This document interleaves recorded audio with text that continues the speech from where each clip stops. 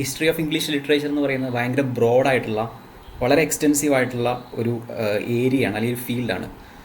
Genre എന്നൊന്നും വിളിക്കാൻ പറ്റില്ല, കാരണം അത് മൾട്ടി ഡൈമെൻഷനലാണ്. എല്ലാ ജാനേഴ്സും അതിനകത്ത് വരുന്നുണ്ട്, നമ്മളത് ഡീൽ ചെയ്യുന്നുണ്ട്. എന്താണെന്ന് നമുക്ക് ഡിഫൈൻ ചെയ്ത് തന്നെയാണ് മുമ്പോട്ട് പോകുന്നത്. So history of English literature പഠിക്കുക എന്ന് പറയുമ്പോൾ നമ്മളതിൻ്റെ അകത്ത് ലിറ്ററേച്ചറുമായിട്ട് ബന്ധപ്പെട്ട് വരുന്ന ഇംഗ്ലീഷ് ലിറ്ററേച്ചർ അല്ല, മറിച്ച് അതുമായിട്ട് കണക്റ്റഡ് ആയിട്ടുള്ള എല്ലാത്തിനെക്കുറിച്ചും നമ്മൾ പഠിക്കുന്നുണ്ട്. അതിൻ്റെ അകത്ത് നമ്മൾ ചരിത്രത്തോടൊപ്പം തന്നെ എന്താ പറയണേ, റിലീജിയനെ കുറിച്ച് പഠിക്കുന്നുണ്ട്, വാർസിനെ കുറിച്ച് പഠിക്കുന്നുണ്ട്. അങ്ങനെ മൾട്ടി ഡൈമെൻഷനലായിട്ട് രീതിയിലാണ് ഹിസ്റ്ററി ഓഫ് ഇംഗ്ലീഷ് ലിറ്ററേച്ചർ എന്ന് പറയുന്നത്. അപ്പോൾ അതിനെ നമുക്ക് ലിറ്ററേച്ചറിൻ്റെ അല്ലെങ്കിൽ സാഹിത്യത്തിൻ്റെ മാത്രം ഒരു ചരിത്രം എന്ന് നമുക്ക് പറഞ്ഞ് പഠിക്കാൻ പറ്റില്ല. സോ അതാണ് നമ്മൾ ആദ്യമായിട്ട് മനസ്സിലാക്കേണ്ടത്. ഈ ലിറ്റററി ഹിസ്റ്ററിയെ അപ്രോച്ച് ചെയ്യുമ്പോൾ നമ്മൾ ശരിക്കും എല്ലാ ഡൈമെൻഷനുള്ള കാര്യത്തെക്കുറിച്ചും പഠിക്കാൻ പോകുന്നുണ്ട്. അത് കണക്ട് ചെയ്ത് വേണം പഠിക്കാൻ, എങ്കിൽ മാത്രമേ ഉള്ളൂ കറക്റ്റായിട്ട് നമുക്ക് ഇതിൻ്റെ അകത്തുള്ള ഇൻഫർമേഷൻസ് കോർഡിനേറ്റ് ചെയ്ത് ഓർത്തിരിക്കാൻ പറ്റുള്ളൂ.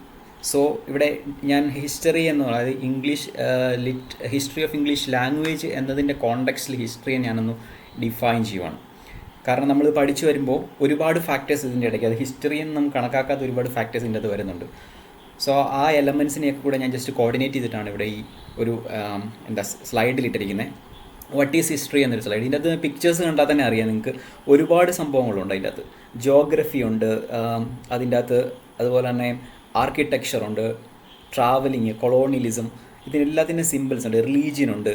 അങ്ങനെ ഒരുപാട് സംഭവങ്ങൾ ചേർന്ന ഒരു കോൺസ്റ്റിറ്റ്യൂട്ട് ചെയ്ത ഒരു ഏരിയയാണ്, ഒരു റിലമാണ് ലിറ്റററി ഹിസ്റ്ററി എന്ന് പറയുന്നത്. അതിൻ്റെ അകത്ത് ലിറ്ററേച്ചർ ഡെഫിനറ്റ്ലി ഉണ്ട്, ലിറ്ററേച്ചർ ഉണ്ട്. കാരണം സാഹിത്യം ചരിത്രവുമായിട്ട് ബന്ധപ്പെട്ടാണ്. ഈ ചരിത്രത്തെക്കുറിച്ച് നമ്മൾ പലപ്പോഴും മനസ്സിലാക്കുന്ന ലിറ്ററേച്ചറിലൂടെയാണ്. അതിൻ്റെ അത് റിലീജിയൻ ഉണ്ട്. ഇപ്പോൾ ബ്രിട്ടീഷ് ഹിസ്റ്ററി അല്ലെങ്കിൽ ഹിസ്റ്ററി ഓഫ് ഇംഗ്ലീഷ് ലാംഗ്വേജ് എടുക്കുകയാണെങ്കിൽ റിലീജിയൻ ഭയങ്കര ഇമ്പോർട്ടൻ്റ് ആയിട്ടുള്ളൊരു ഫാക്ടറാണ്, പ്രത്യേകിച്ച് ക്രിസ്ത്യാനിറ്റി, അതുപോലെ തന്നെ പേഗനിസം. കാരണം ബ്രിട്ടീഷ് ഹിസ്റ്ററി എടുക്കുമ്പോൾ നമ്മൾ ആദ്യം കാണുന്നത്, അതായത് കെൽറ്റിക്സ് മുതലുള്ള 300 BC ആണ് കെൽറ്റിക്സ് ഇൻഹാബിറ്റേഷൻ തുടങ്ങുന്നത്. അത് മുതൽ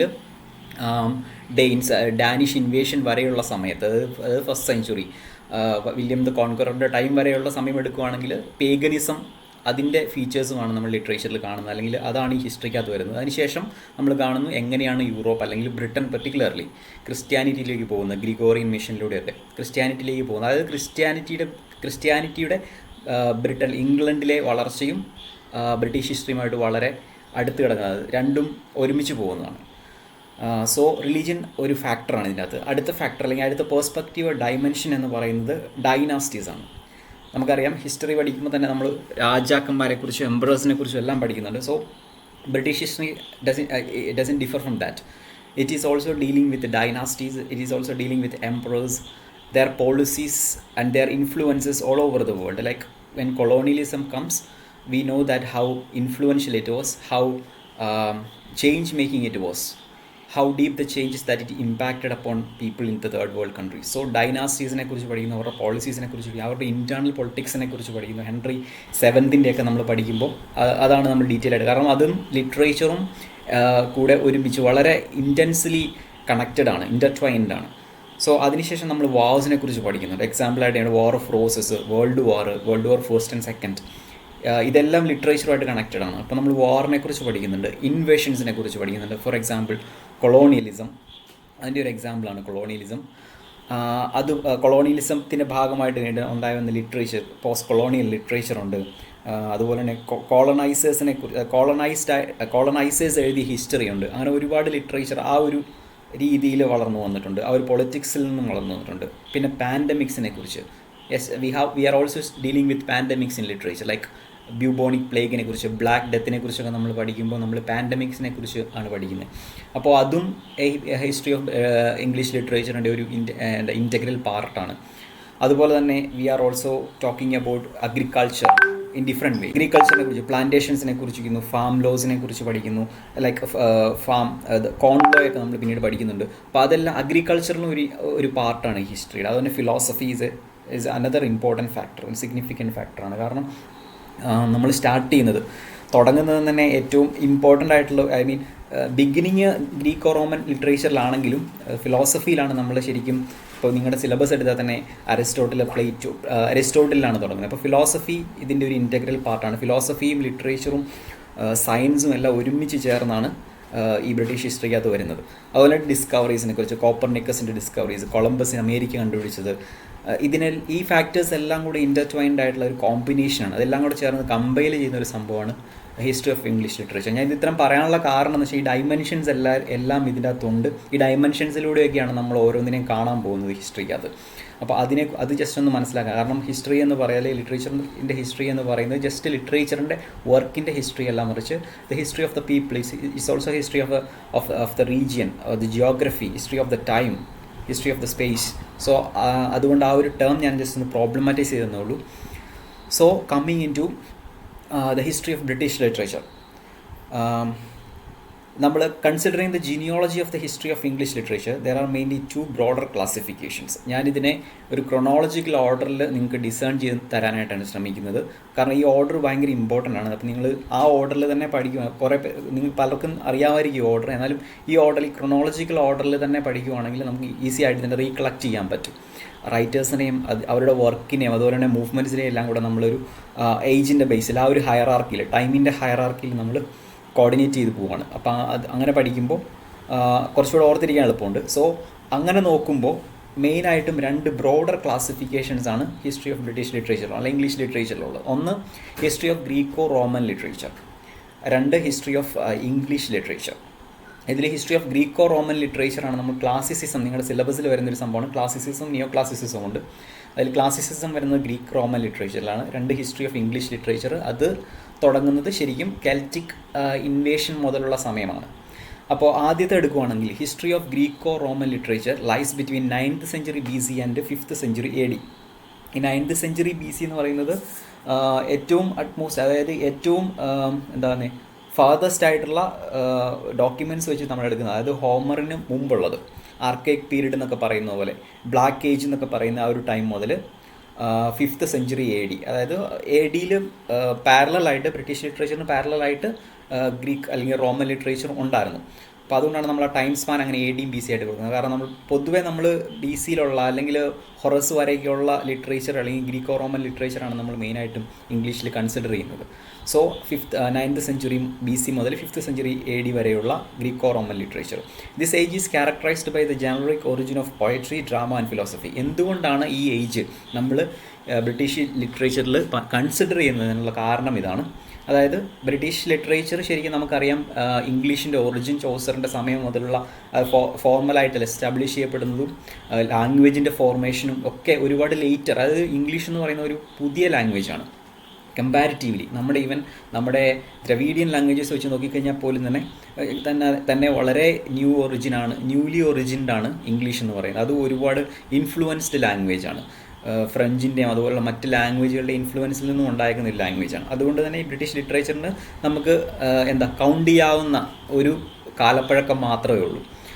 അതുകൊണ്ട് തന്നെ ലിറ്ററേച്ചറിൽ കോൺട്രിബ്യൂട്ട് ചെയ്തേക്കുന്നതെല്ലാം മറ്റ് ലിറ്ററേച്ചറുകളാണ്. സോ അതിനകത്ത് ഏറ്റവും ഇമ്പോർട്ടൻ്റ്, അത് പൊതുവേ ഇംഗ്ലീഷ് ലിറ്ററേച്ചർ എന്നല്ല, ഫ്രഞ്ച് ആയാലും ജർമ്മൻ ആയാലും ഒക്കെ എടുത്താൽ, യൂറോപ്യൻ ലിറ്ററേച്ചർ എല്ലാം എടുത്താലും ഏറ്റവും പ്രോമിനൻ്റ് ആയിട്ടുള്ള ഇൻഫ്ലുവൻസ് എന്ന് പറയുന്നത് ഗ്രീക്കോ റോമൻ ലിറ്ററേച്ചറാണ്. അപ്പോൾ കാരണം നമ്മൾ ലൊക്കേറ്റ് ചെയ്ത് വരുമ്പോൾ, ഹിസ്റ്ററി ലൊക്കേറ്റ് ചെയ്യുമ്പോൾ നമ്മൾ മനസ്സിലാകുന്ന പോയട്രി, ഡ്രാമ, ഫിലോസഫി ഇതെല്ലാം തുടങ്ങിയിരിക്കുന്നത്, അല്ലെങ്കിൽ ഇതിനെല്ലാം നമ്മൾ ലൊക്കേറ്റ് ചെയ്ത് ട്രേസ് ചെയ്ത് പോകുന്നത് ഗ്രീക്കോ റോമൻ ട്രഡീഷനിലേക്കാണ്. സോ അത് ഒരു പോയിൻ്റാണ്. the latter one approximately begins from the Celtic period of Britain established during Chaucer's time and stretches onto contemporary literature. So the second stream, അതാണ് നമ്മൾ മെയിനായിട്ട് ഫോക്കസ് ചെയ്ത് പഠിക്കുന്നത്. Graeco Roman literature doesn't belong to actually the official idea of history of English literature, but it is always there standing as an inspiration for, or maybe it is something that from which the British literature has stemmed. അങ്ങനെ വേണമെങ്കിൽ നമുക്ക് പറയാം. അപ്പോൾ രണ്ടാമത് എടുക്കുകയാണെങ്കിൽ, അതായത് history of English literature proper specifically എടുക്കുകയാണെങ്കിൽ it begins from, historically ഇത് തുടങ്ങുന്നത് കെൽറ്റിക് പീരീഡിലാണ്. അത് 300 BC കെൽറ്റിക് പീരീഡിലാണ്. കെൽറ്റ്സ് ആണ് അവിടുത്തെ ജനറൽ ആയിട്ടുള്ള അല്ലെങ്കിൽ ഒറിജിനൽ ആയിട്ടുള്ള ഇൻഹാബിറ്റൻസ്. അതിനുശേഷമാണ് അവിടെ നിന്നാണ് നമ്മൾ ശരിക്കും ഈ യൂറോപ്യൻ അല്ലെങ്കിൽ ബ്രിട്ടൻ്റെ ഒരു ഹിസ്റ്ററി ട്രേസ് ചെയ്യാൻ തുടങ്ങുന്നത്. സോ കെൽറ്റിക് ഇൻവേർഷൻ മുതൽ പിന്നെ ചോസറിൻ്റെ ടൈമിൽ ഇംഗ്ലീഷ് എസ്റ്റാബ്ലിഷ് ചെയ്യുന്നു. 14th and 15th centuryകളിൽ ഇംഗ്ലീഷ് ഒരു ഫോമൽ ലാംഗ്വേജ് ആയിട്ട് വരുന്നു. അതിനുശേഷം stretches up to the contemporary literature. അതാണ് രണ്ടാമത്തെ ഒരു സ്ട്രീം എന്ന് പറയുന്നത്, വേവ് എന്ന് പറയുന്നത്. ഫസ്റ്റ് വേവ് എന്ന് പറയുന്നത് ഗ്രീക്കോ റോമൻ ലിറ്ററേച്ചർ. രണ്ടാമത്തെ that begins from 9th century BC and stretches up to 5th century AD. രണ്ടാമത്തത് ആണ് official British literature that historically begins from 300 BC and it actually exists in the contemporary times. So it is also the history of രണ്ടാമത്തെ history, അതായത് history of British literature is also the history of language. So British history നമ്മൾ എടുക്കുമ്പോൾ അതിൻ്റെ അകത്ത് കുറേ constituting factors ഉണ്ട്. ആ ഫാക്ടേഴ്സാണ് നമ്മൾ കാണാൻ പോകുന്നത്. ഒന്ന്, പഠിക്കുമ്പോൾ ഇതിൻ്റെ ഒരു ഇൻ്റഗ്രൽ പേഴ്സ്പെക്റ്റീവ് എന്ന് പറയുന്നത് this is also a history of language. English, കാരണം English literature is like parallel to the origin of English language also. മറ്റ് ലിറ്ററേച്ചർ, ഇപ്പം ഇന്ത്യൻ ലിറ്ററേച്ചറൊക്കെ എടുക്കുകയാണെങ്കിൽ ലാംഗ്വേജ് ഹാസ് ഓൾറെഡി എക്സിസ്റ്റഡ്. അതിൻ്റെ ഉള്ളിൽ നിന്നാണ് ഇതിന് ലിറ്ററേച്ചർ ഉണ്ടാകുന്നത്. So we cannot trace the language in literature, but in the case of English literature it's quite evident that it is possible that the history of English language also can be traced in English literature. So അത് ഒരു important ഫീച്ചറാണ് British ഹിസ്റ്ററിയുടെ, അതുപോലെ ലാംഗ്വേജിൻ്റെ. So language consider ചെയ്യുകയാണെങ്കിൽ നമ്മൾ Indo European language ഫാമിലിയിൽ തുടങ്ങി, അവിടുന്ന് എല്ലാവർക്കും അറിയാവുന്നതായിരിക്കും ഇൻഡോ യൂറോപ്യൻ ലാംഗ്വേജ് ഫാമിലിയിലാണ് തുടങ്ങുന്നത്. അവിടുന്ന് ജർമാനിക് ഫാമിലിയിലോട്ട് വരുന്നു, അതിൻ്റെ ബ്രാഞ്ചാണ്. അവിടുന്ന് Old English belong to mainly Northumbrian, Mercian, West Saxon and Kentish regions dialects. ഇത്രയും റീജൻസിലെ ഡയലക്ട്സുമായിട്ട് ആയിരുന്നു ഓൾഡ് ഇംഗ്ലീഷ് എന്ന് കൺസിഡർ ചെയ്യുന്നത്. ഞാനൊരു മാപ്പ് നിങ്ങൾക്ക് കാണാനായിട്ട് ഇവിടെ ചെയ്തിട്ടുണ്ട് സ്ലൈഡിൽ. ഓക്കെ, ഇതിൻ്റെ അകത്ത് ലാർജർ പിക്ചറാണ്, ലാർജർ കോണ്ടെക്സ്റ്റിലാണ് ഇത് വച്ചേക്കുന്നത്. ഇതിൻ്റെ അകത്ത് ഇൻഡോ യൂറോപ്യൻ ഏറ്റവും ബോട്ടത്തിൽ നിങ്ങൾക്ക് കാണാൻ പറ്റും. ദെൻ യൂറോപ്യൻ ലാംഗ്വേജസ് എല്ലാം അതിൻ്റെ അകത്തു നിന്നാണ് വരുന്നത്. അതിൻ്റെ ഒരു ലീനേജ് അവിടെ നിന്നാണ്. അതിനുശേഷം ജർമാനിക്കിലേക്ക് പോകുന്നു. ജർമാനിക്കിൽ നിന്നും വെസ്റ്റ് ജർമാനിക്കിൽ നിന്നുമാണ് ആംഗ്ലോ ഫ്രിസിയൻ എന്ന് പറയുന്ന സ്ട്രീമിന് ഇംഗ്ലീഷ് ഉണ്ടായി വരുന്നത്. അപ്പം ഈ ഒരു ഫാമിലിയുടെ ലിറ്ററേച്ചർ പഠിക്കുമ്പോൾ, അതായത് നിങ്ങൾ ലാംഗ്വേജിനെ കുറിച്ച് പഠിക്കുമ്പോൾ ഇത് കുറച്ചുകൂടി ഡീറ്റെയിൽ ആയിട്ട് പഠിക്കുമായിരിക്കും. ഞാൻ ഈ ഹിസ്റ്ററി ആയിട്ട് റിലേറ്റ് ചെയ്യാൻ വേണ്ടി മാത്രം ഒന്ന് കാണിച്ചെന്നേ ഉള്ളൂ. ഓക്കെ, നൗ രണ്ടാമത്തെ ഫാക്ടർ എന്ന് പറയുന്നത് റേസ് ആണ്. ഫോർ ഇൻസ്റ്റൻസ്, നമ്മൾ ബ്രിട്ടീഷ് ഹിസ്റ്ററി, അതായത് ഞാൻ പറഞ്ഞു 300 കെൽസിൻ്റെ ഒറിജിൻ മുതൽ, അല്ലെങ്കിൽ കെൽസിൻ്റെ ഹിസ്റ്റോറിക്കൽ റെക്കോർഡ് മുതലാണ് നമ്മൾ ഇംഗ്ലീഷ് ലിറ്ററേച്ചർ സ്റ്റാർട്ട് ചെയ്യുന്നത്. ശരിക്കും history of English literature start ചെയ്യുന്നത്. So it is also about races, their conquers, their fights, inner fights and civil wars like that. So consider ചെയ്യുവാണെങ്കിൽ ഇംഗ്ലീഷ് ലിറ്ററേച്ചറിൻ്റെ കാര്യത്തിൽ മെയിൻലി ഉള്ള races ഒന്ന് Celts, 2 Romans, 3 Anglo Saxons, 4 Danes, 5 Normans. അതായത് 1066 William the കോൺകററിൻ്റെ വാർ നടക്കുന്നത്. So അവിടം വരെയുള്ള ഹിസ്റ്ററിയിലാണ് നമ്മൾ മെയിനായിട്ടും ഈ റേസസിൻ്റെ ഇന്നർ ട്രബിൾസും അവരുടെ അങ്ങോട്ടും ഇങ്ങോട്ടുമുള്ള കോൺഫ്ലിക്ട്സിനെ കുറിച്ചൊക്കെ പഠിക്കുന്നത്. സോ അത് എയർലി ഇംഗ്ലീഷ് ലിറ്ററേച്ചറിൻ്റെ ഒരു ഇമ്പോർട്ടൻറ്റ് ഫാക്ടറാണ്, അല്ലെങ്കിൽ പാർട്ടാണ്. അതുമാത്രമല്ല, ഈ ക്ലാഷസിനെ കുറിച്ചുള്ള ഒരുപാട് മിത്തോളജിക്കലായിട്ടുള്ള റെഫറൻസസ് പിന്നീടുള്ള ലിറ്ററേച്ചറിൽ വരുന്നുണ്ട്. നമ്മൾ ഈ ഷേക്സ്പിയറിൻ്റെയൊക്കെ വരുമ്പോൾ ഒരുപാട് റെഫറൻസസ് ഇവരുടെ ആംഗ്ലോ സാക്സൺ മിത്തുകൾ അല്ലെങ്കിൽ കെൽറ്റിക് മിത്തുകളിൽ നിന്നൊക്കെ ഒരുപാട് റെഫറൻസസ് വരുന്നുണ്ട്. സോ ഇത് ഒരു വലിയൊരു കൾച്ചറൽ ക്യാപിറ്റലാണ് ശരിക്കും ഇംഗ്ലീഷ് ലിറ്ററേച്ചറിനെ സംബന്ധിച്ചിടത്തോളം റേസസ് എന്ന് പറയുന്നത്, അവരെ ചുറ്റിപ്പറ്റിയുള്ള സ്റ്റോറീസ്. 3 റിലീജിയൻ. സോ റിലീജിയൻ ഞാൻ നേരത്തെ പറഞ്ഞതുപോലെ ക്രിസ്ത്യാനിറ്റി ഒരു ഇമ്പോർട്ടൻറ്റ് ഫാക്ടറാണ്. ക്രിസ്ത്യാനിറ്റിയുടെ ബ്രിട്ടനിലല്ല ഇംഗ്ലണ്ടിലുള്ള ഒറിജിൻ, ഡെവലപ്മെൻറ്റ്, അതിനുശേഷം അതിന് വന്ന ചേഞ്ചസ്, ഇതെല്ലാം ഈ ഹിസ്റ്ററിയുടെ ഭാഗമാണ്. ഇൻ്റർട്വൈൻഡ് ആണ് ശരിക്കും, ഭയങ്കര ഡീപ്ലി മിക്സ്ഡ് ആണ്. നമുക്കതിനെ ബൗണ്ടറീസ് ബ്ലേർഡാണ്, നമുക്കതിനെ ഡിഫറൻഷ്യേറ്റ് ചെയ്യാൻ പറ്റില്ല. കാരണം പൊളിറ്റിക്കലായിട്ടുള്ള റീസൺസും റിലീജിയനും അതുപോലെ തന്നെ കൾച്ചറും എല്ലാം ഒരുമിച്ച് ചേർന്നിട്ടാണ് മുമ്പോട്ട് പോകുന്നത്. ബ്രിട്ടീഷ് ഹിസ്റ്ററിയിൽ നമ്മൾ പഠിക്കുമ്പോൾ ടെക്സ്റ്റുകൾ ഒക്കെ പഠിക്കുമ്പോൾ. ഓക്കെ, ഫസ്റ്റിൽ ക്രിസ്ത്യാനിറ്റി വരുന്നു. Gregorian mission 596 I think. Yes, 596. Saint Augustine, pope ഗ്രിഗറിയുടെ മിഷനുമായിട്ട് സെയിൻറ്റ് അഗസ്റ്റിൻ വരുന്നു. അത് ഗ്രിഗോറിയൻ മിഷൻ എന്ന്. അത് ഒഫീഷ്യലി 300 മുതൽ ക്രിസ്ത്യാനിറ്റി ബ്രിട്ടനിലുണ്ടായിരുന്നെങ്കിലും ഒരുപാട് ഈ ഇൻവേഷൻ സമയങ്ങളിൽ അല്ലെങ്കിൽ ഈ റേസുകൾ തമ്മിലുള്ള ക്ലാഷസ്, ഡാനിഷ് ഇൻവെൻഷൻ അതുപോലുള്ള ടൈമുകളിൽ ശരിക്കും ക്രിസ്ത്യാനിറ്റിയും അവിടെ ഉണ്ടായിരുന്ന ഏർലിസ്റ്റ് ചർച്ചുകളെയൊക്കെ നശിപ്പിച്ച് കളഞ്ഞു. പക്ഷേ ഒഫീഷ്യലി സ്റ്റാർട്ട് ചെയ്യുന്നത് ക്രിസ്ത്യാനിറ്റിയുടെ ഒരു എന്താ ബിഗിനിങ് എന്ന് പറയാൻ പറ്റുന്ന ഒരു ഒഫീഷ്യൽ ബിഗിനിങ്, അല്ലെങ്കിൽ ഒരു എന്താ രാജാവിൻ്റെ സപ്പോർട്ടോടുകൂടി അല്ലെങ്കിൽ ഒരു മൊണാർക്കൽ സപ്പോർട്ടോടുകൂടി ക്രിസ്ത്യാനിറ്റി എസ്റ്റാബ്ലിഷ് ചെയ്യപ്പെടുന്നത് ശരിക്കും സെയിൻറ്റ് അഗസ്റ്റിൻ്റെ മിഷനോടുകൂടിയാണ്. കാൻറ്റർബറി, അത് ഇമ്പോർട്ടൻ്റ് ആയിട്ടുള്ളൊരു factor, Canterbury arch diocese form ചെയ്യുന്ന ഈ സമയത്താണ്. അവിടെയാണ് നമ്മുടെ അതിൻ്റെ കോണ്ടക്സ്റ്റിലാണ് നമ്മുടെ ഫസ്റ്റ് വർക്ക്, അതായത് ചോസറിൻ്റെ കാൻറ്റർബറി ടെയിൽസ് വരുന്നത്. സോ അതുകൊണ്ടാണ് ഞാൻ പറഞ്ഞത് കൾച്ചറും ഹിസ്റ്ററിയും റിലീജിയനും ഒക്കെ ആയിട്ട് വളരെ ക്ലോസ്ലി ഇൻ്റർട്വൈൻഡ് ആണ്. Okay, now I'm actually trying to project to you the trajectory of English language and literature, the history of English language and literature.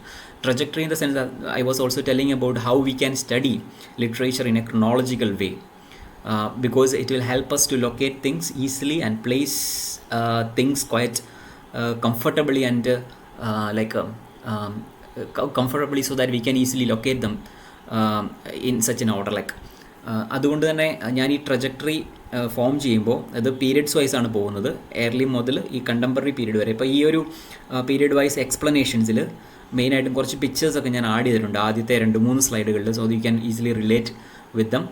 ആ പിക്ചോറിയൽ മെമ്മറിയിലൂടെ നിങ്ങൾക്ക് റീകളക്ട് ചെയ്യാൻ പറ്റും. അതിൻ്റെ കൂടി നമുക്ക് ഡിസ്കസ് ചെയ്ത് പോവുകയും ചെയ്യാം. നിങ്ങൾക്ക് എത്രത്തോളം ഇതിനെക്കുറിച്ച് അറിയാവുന്നുള്ള കാര്യം നമുക്കൊന്ന് റിഫ്രഷ് ചെയ്യുകയും ചെയ്യാമല്ലോ.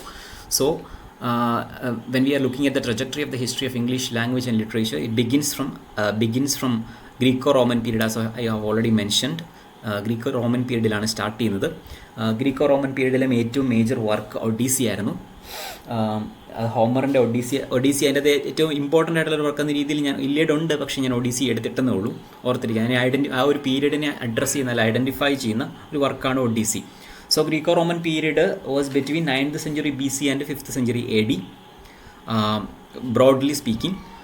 അതിനുശേഷം വരുന്നതാണ് എയർലി ഹിസ്റ്ററി ഓഫ് ബ്രിട്ടൻ. ഇവിടെ ഞാൻ കൊടുത്തേക്കുന്ന പിക്ചർ ശരിക്കും ഒരു നോർമൻ കോൺക്വസ്റ്റിൻ്റെ ഒരു പിക്ചറാണ്. അപ്പോൾ ഈ എയർലി ഹിസ്റ്ററി ഓഫ് ബ്രിട്ടൻ എന്ന് പറയുന്നത് ശരിക്കും നേരത്തെ ഞാൻ പറഞ്ഞതുപോലെ റേസസ് തമ്മിലുള്ള ഡെയിൻസും ആംഗ്ലോ സാക്സൺസും ഒക്കെ തമ്മിലുള്ള കിങ് ആൽഫ്രഡിൻ്റെ എഗ്ബർട്ടിൻ്റെയൊക്കെ ടൈം, അവർ തമ്മിലുള്ള അങ്ങോട്ടും ഇങ്ങോട്ടുള്ള ഇൻറ്റേർണൽ ഫൈറ്റ്സ്, ലാൻഡ് ഓൺ ചെയ്യാനുള്ള ഫൈറ്റ്സ്, ഡെയിൻസിന് അല്ലെങ്കിൽ ഡെയിൻസിന് പോളാർ റീജിയണിൽ നിന്നും ബ്രിട്ടൻ്റെ അതായത് അഗ്രികൾച്ചറൽ ഫേവറബിൾ ആയിട്ടുള്ള ലാൻഡിലേക്കുള്ള അവരുടെ റീസെറ്റിൽമെൻറ്റിൻ്റെ ഒക്കെ ഭാഗമായിട്ടാണ് ഇത് നടക്കുന്നത്. സോ ഇവിടെ ആകെ ഒരു ടോട്ടൽ റീഅറേഞ്ച്മെൻറ്റ് ഓഫ് റേസസ് ആണ് നമ്മൾ നടക്കുന്നത്. ഇൻ്റർമിംഗ്ലിങ് നടക്കുന്നുണ്ട്, റീലൊക്കേഷൻസ് നടക്കുന്നുണ്ട്. അത് എയർലി ഹിസ്റ്ററി ഓഫ് ബ്രിട്ടൻ എന്ന് പറയുന്നത് വാറുകളും അതുപോലെ തന്നെ അവരുടെ ജിയോഗ്രഫിക്കൽ എക്സ്പ്ലോറേഷൻസിൻ്റെയൊക്കെ ഒരു ഹിസ്റ്ററി കൂടിയാണ്. സോ അതിനുശേഷം വരുന്നതാണ് old English literature. Old English literature നമ്മൾ നേരത്തെ കണ്ടതുപോലെ ആംഗ്ലോ സാക്സൺ ലാംഗ്വേജ്, ഈ ഡയലക്റ്റിക്സ്, കെൻഡിഷ്, നോർത്തംബ്രിയൻ, ഈ ഡയലക്ട്സുകളിൽ എല്ലാം കൂടെ കോർഡിനേറ്റ് ചെയ്ത് വന്ന ലിറ്ററേച്ചറുകളാണ്. ഒരു ഫോർമൽ ലാംഗ്വേജ് ഓഫ് ഇംഗ്ലീഷ് എന്ന് പറഞ്ഞ സാധനം ഫോം ചെയ്തിട്ടുണ്ടായിരുന്നില്ലെന്ന്. സോ അതിലേറ്റവും ഇമ്പോർട്ടൻ്റ് ആയിട്ടുള്ള വർക്ക് ബിയോവുൾഫാണ്. ബിയോവുൾഫ് നിങ്ങൾക്ക് എല്ലാവർക്കും അറിയാം. സോ ഓൾഡ് ഇംഗ്ലീഷ് ലിറ്ററേച്ചറിലെ ഇമ്പോർട്ടൻ്റ് വർക്കാണ് ബിയോവുൾഫ്. പിന്നെ വേറെ ഏതെങ്കിലും വർക്ക് ആർക്കെങ്കിലും റിക്കളക്ട് ചെയ്യാൻ പറ്റുമോ? ഒരു ഇമ്പോർട്ടൻ്റ് വർക്ക് കൂടിയുണ്ട് ആ സമയത്ത് ഓൾഡ് ഇംഗ്ലീഷ് ലിറ്ററേച്ചറിൽ. ആർക്കെങ്കിലും പറയാൻ പറ്റുമോ?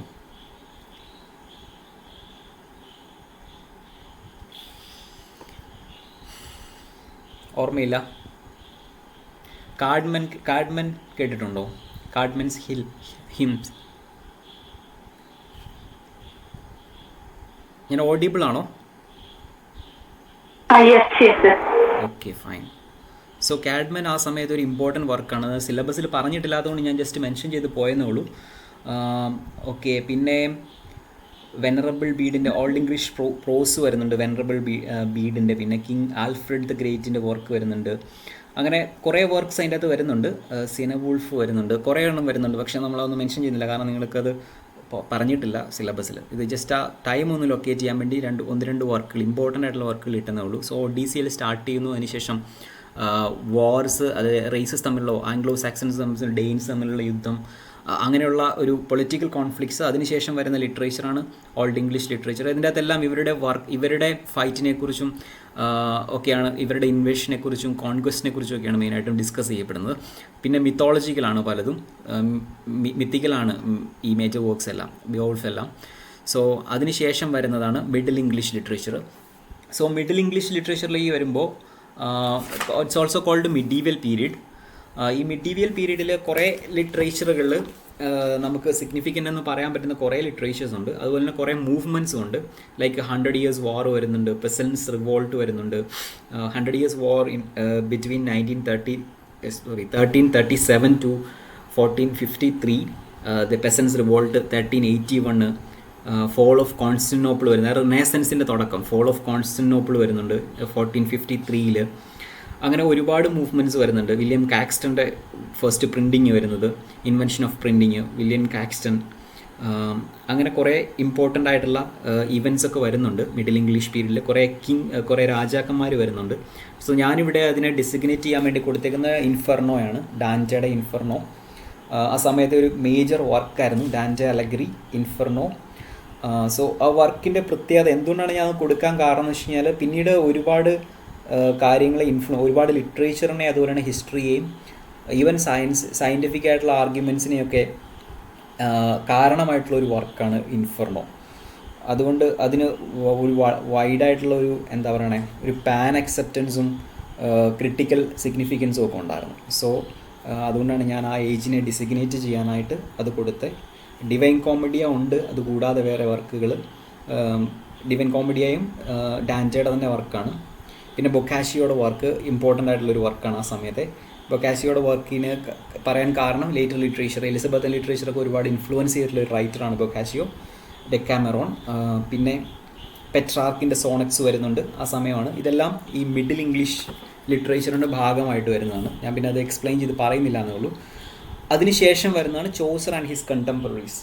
So Chaucer and his contemporaries, ഈ ഒരു ഏജ് മാർക്ക് ചെയ്യപ്പെടുന്നത് 14th century and 15th century ആണ്. ശരിക്കും ഒഫീഷ്യലി ഇംഗ്ലീഷ് ലാംഗ്വേജിൻ്റെ കമ്പൈൽ ചെയ്യപ്പെടുന്നതും നമുക്കൊരു പിൻ പോയിൻറ്റഡ് ആയിട്ട് പറയാൻ പറ്റുന്ന this is where it has started എന്ന് പറയാൻ പറ്റുന്ന ഒരു ഏജാണിത് ഇംഗ്ലീഷിനെ കുറിച്ച്, അല്ലെങ്കിൽ ലാംഗ്വേജിനെ കുറിച്ച്. സോ കാൻറ്റർബറി ടെയിൽസിൻ്റെ ക്യാരക്ടേഴ്സിൻ്റെ പിക്ചേഴ്സാണ് ഞാൻ കൊടുത്തത്, അതിൻ്റെ എക്സ്പ്ലനേഷൻസുമാണ് ഇവിടെ ഞാൻ കൊടുത്തത്. കാൻറ്റർബറി ടെയിൽസ് നമുക്ക് പഠിക്കാനുണ്ടെന്ന് തോന്നുന്നു ലിറ്ററേച്ചറിൽ, സോ സിലബസിൽ. സോ അതായിരിക്കും നമ്മൾ ഇവിടെ മെയിനായിട്ടും പഠിക്കാൻ പോകുന്നത്. സോ കാൻറ്റർബറി ടെയിൽസ് ആണ് ആ ഒരു പീരീഡിനെ ഡെസിഗ്നേറ്റ് ചെയ്യുന്ന ഒരു വർക്ക്.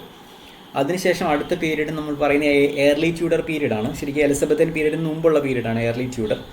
ട്യൂഡർ ഡൈനാസ്റ്റിയുടെ തുടക്കം എലിസബത്തിലാണ്, എലിസബത്തിന് മുമ്പുള്ള പീരീഡാണ്, അതിലേക്ക് ലീഡ് ചെയ്യുന്ന പീരീഡാണ് early Tudor period. So early Tudor പീരീഡിനെ ഞാൻ ഡെസിഗ്നേറ്റ് ചെയ്തേക്കല്ല, മാർക്ക് ചെയ്തേക്കുന്നത് ശരിക്കും മാർട്ടിൻ ലൂതർ കിങ്ങിനെ വെച്ചിട്ടാണ്. കാരണം ഓർത്തിരിക്കാനുള്ള എളുപ്പത്തിനാണ് ഇത് പറയുന്നത്. നിങ്ങളിങ്ങനെ ഓർത്തിരുന്ന ഓരോ ഫിഗേഴ്സ് വെച്ച് ഓർത്തിരിക്കുകയാണെങ്കിൽ കുറച്ചുകൂടി എളുപ്പമുണ്ട്. ആദ്യം നമ്മൾ ഈ ഒരു ബിഗർ സ്ട്രക്ചർ ഉണ്ടാക്കിയിട്ട് അതിൻ്റെ അകത്തോട്ട് നമുക്ക് ഈ വർക്ക് പ്ലേസ് ചെയ്ത് കഴിഞ്ഞാൽ കുറച്ചുകൂടി റിലേറ്റ് ചെയ്ത് ആൻസർ ചെയ്യാൻ പറ്റും.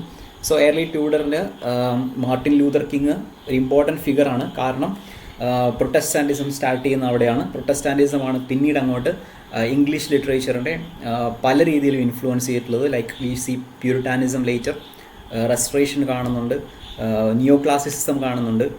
ഇതിൻ്റെ അകത്തെല്ലാം ഇമ്പോർട്ടൻ്റ് ആയ, പ്രത്യേകിച്ച് ഷേക്സ്പിയറിൻ്റെ വർക്കിൽ പോലും ഇമ്പോർട്ടൻ്റ് ആയിട്ടുള്ള ഒരു ഫാക്ടറായിരുന്നു ആംഗ്ലിക്കൻ ട്രഡീഷൻ അല്ലെങ്കിൽ ആംഗ്ലിക്കൻ ക്രിസ്ത്യാനിറ്റി, അവരുടെ ഐഡിയൽസ് എന്ന് പറയുന്നത്. സോ അതിൻ്റെ തുടക്കം മാർട്ടിൻ ലൂതർ കിങ്ങിലാണ്. അതുകൊണ്ട് he was a key figure in that time. From Tudor, early ട്യൂഡറിൽ നിന്ന് നമ്മൾ മുമ്പോട്ട് പോകുമ്പോൾ എലിസബത്തൻ പീരീഡാണ് വരുന്നത്. എലിസബത്തൻ പീരീഡ് ക്വീൻ എലിസബത്തിൻ്റെ ടൈം ആണ് നമ്മൾ മാർക്ക് ചെയ്യുന്നത്. That is one of the most significant most remarkable periods in the history of English literature. Not just because of the presence of Shakespeare or his works, but also others like Milton is coming. Milton will be coming in Restoration period. പക്ഷേ അതുപോലെ തന്നെ Marlow വരുന്നുണ്ട് ആ സമയത്ത്, university വിറ്റ്സിൻ്റെ dramas വരുന്നുണ്ട്. അപ്പോൾ ഒരുപാട് figures, Shakespeare മാത്രമല്ല അത് കൂടെ തന്നെ ഒരുപാട് ഫിഗേഴ്സ് ആ ഒരു ടൈമിൽ വരുന്നുണ്ട്. അപ്പോൾ അവരെല്ലാവരും അവരെല്ലാവരും ഒരു എന്താ പറയുക, ഇംഗ്ലീഷ് ലിറ്ററേച്ചറിൽ ഒരുപാട് കോൺട്രിബ്യൂട്ട് ചെയ്ത ആൾക്കാരാണ്. ഒരുപാട് ചേഞ്ചസ് വന്നിട്ടുണ്ട്. ബെൻ ജോൺസൻ്റെ പ്ലേസ് ഒക്കെ വരുന്ന ആ സമയത്താണ്. കണ്ടംപററിയാണ്, ഷേക്സ്പിയറിൻ്റെ കണ്ടംപററിയാണ്. സിഡ്നിയുടെ വർക്ക് വരുന്നുണ്ട്, വാൾട്ടറല്ല, എഡ്മണ്ട് സ്പെൻസറിൻ്റെ വർക്ക്, ഇതെല്ലാം ഈ സമയത്താണ് വരുന്നത്. അതായത് ഈ എലിസബത്തൻ പീരീഡ് എന്ന് നമ്മൾ പറയുന്നത് William Shakespeare, contemporaries of Shakespeare, ആ ഒരു ടൈമിലാണ് വരുന്നത്. സോ മാക്ബത്തിൻ്റെ ഒരു പിക്ചർ ഞാനിവിടെ കൊടുത്തിട്ടുണ്ട്. പിന്നെ utopia is also part of it. Bacon ഉണ്ട്, ഡൺ ഉണ്ട്, അങ്ങനെ ഒരുപാട് റൈറ്റേഴ്സ് ഈ സമയത്തെ ഡെസിഗ്നേറ്റ് ചെയ്യാൻ വേണ്ടി പറയാം. അതായത് ഇൻഫ്ലുവൻഷ്യൽ ആയിട്ടുള്ള ഒരുപാട് റൈറ്റേഴ്സ് ഈ ഒരു ടൈം എലിസബത്തൻ പീരീഡിൻ്റെ കോൺട്രിബ്യൂഷൻ ആയിരുന്നു ശരിക്കും. അവിടെ മുതലൊരു ടേണിംഗ് പോയിൻ്റ് ആണ്. കാരണം ഷേക്സ്പിയറിൻ്റെ വർക്ക് ശരിക്കും എന്താ പറയുക, ഇംഗ്ലീഷ് ലിറ്ററേച്ചറിൻ്റെ ഒരു ഡെപ്തിലേക്കൊക്കെ പോകുന്ന ആ ഒരു ടൈം മുതലാണ്. നെക്സ്റ്റ് ജക്കോബിയൻ പീരീഡ് ആണ്. Jacobean period is like the period before the civil wars and Puritanism. Oliver ക്രോംവെല്ലിൻ്റെ ടൈമിന് മുമ്പുള്ള ടൈമാണ് ജക്കോബിയൻ, അതായത് between Elizabethan and civil wars, അതാണ് ജക്കോബിയൻ പീരീഡ്. ഏറ്റവും ഇമ്പോർട്ടൻ്റ് ആയിട്ടുള്ളൊരു വർക്ക് എന്ന് പറയുന്നത്, ഈ ഒരു സമയത്തെ വർക്ക് എന്ന് പറയുന്നത് King James Version of Bible. നിങ്ങൾക്ക് ലൊക്കേറ്റ് ചെയ്യാൻ പറ്റുന്ന ഒരു സാധനമാണ്. എഡിഷൻ 1611 ആണ് അതിൻ്റെ പബ്ലിക്കേഷൻ. കിങ് ജെയിംസിൻ്റെ ബൈബിള്, അത് ആ പീരീഡിനെ ഡെസിഗ്നേറ്റ് ചെയ്യുന്ന ഒരു വർക്കാണ്, ജക്കോബിയൻ പീരീഡിനെ. സോ അത് ഓർത്തിരിക്കാൻ ആ വർക്ക് നമുക്ക് ഹെൽപ്പ് ചെയ്യും. അതിനുശേഷം വരുന്നത് civil war and Puritanism. Civil വാറിൻ്റെയും പ്യൂരിറ്റാനിസത്തിൻ്റെയും മേജർ ആയിട്ടുള്ള റൈറ്റേഴ്സ്, അല്ലെങ്കിൽ ആ ഒരു ടൈമിലെ പ്രോമിനൻ്റ് ആയിട്ടുള്ള റൈറ്റേഴ്സിനെ ആർക്കെങ്കിലും പറയാൻ പറ്റുമോ?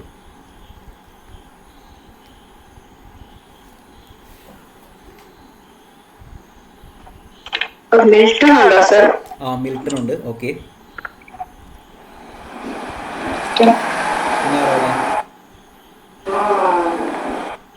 Thomas brown, Isaac Walton, okay, Richard Hooker,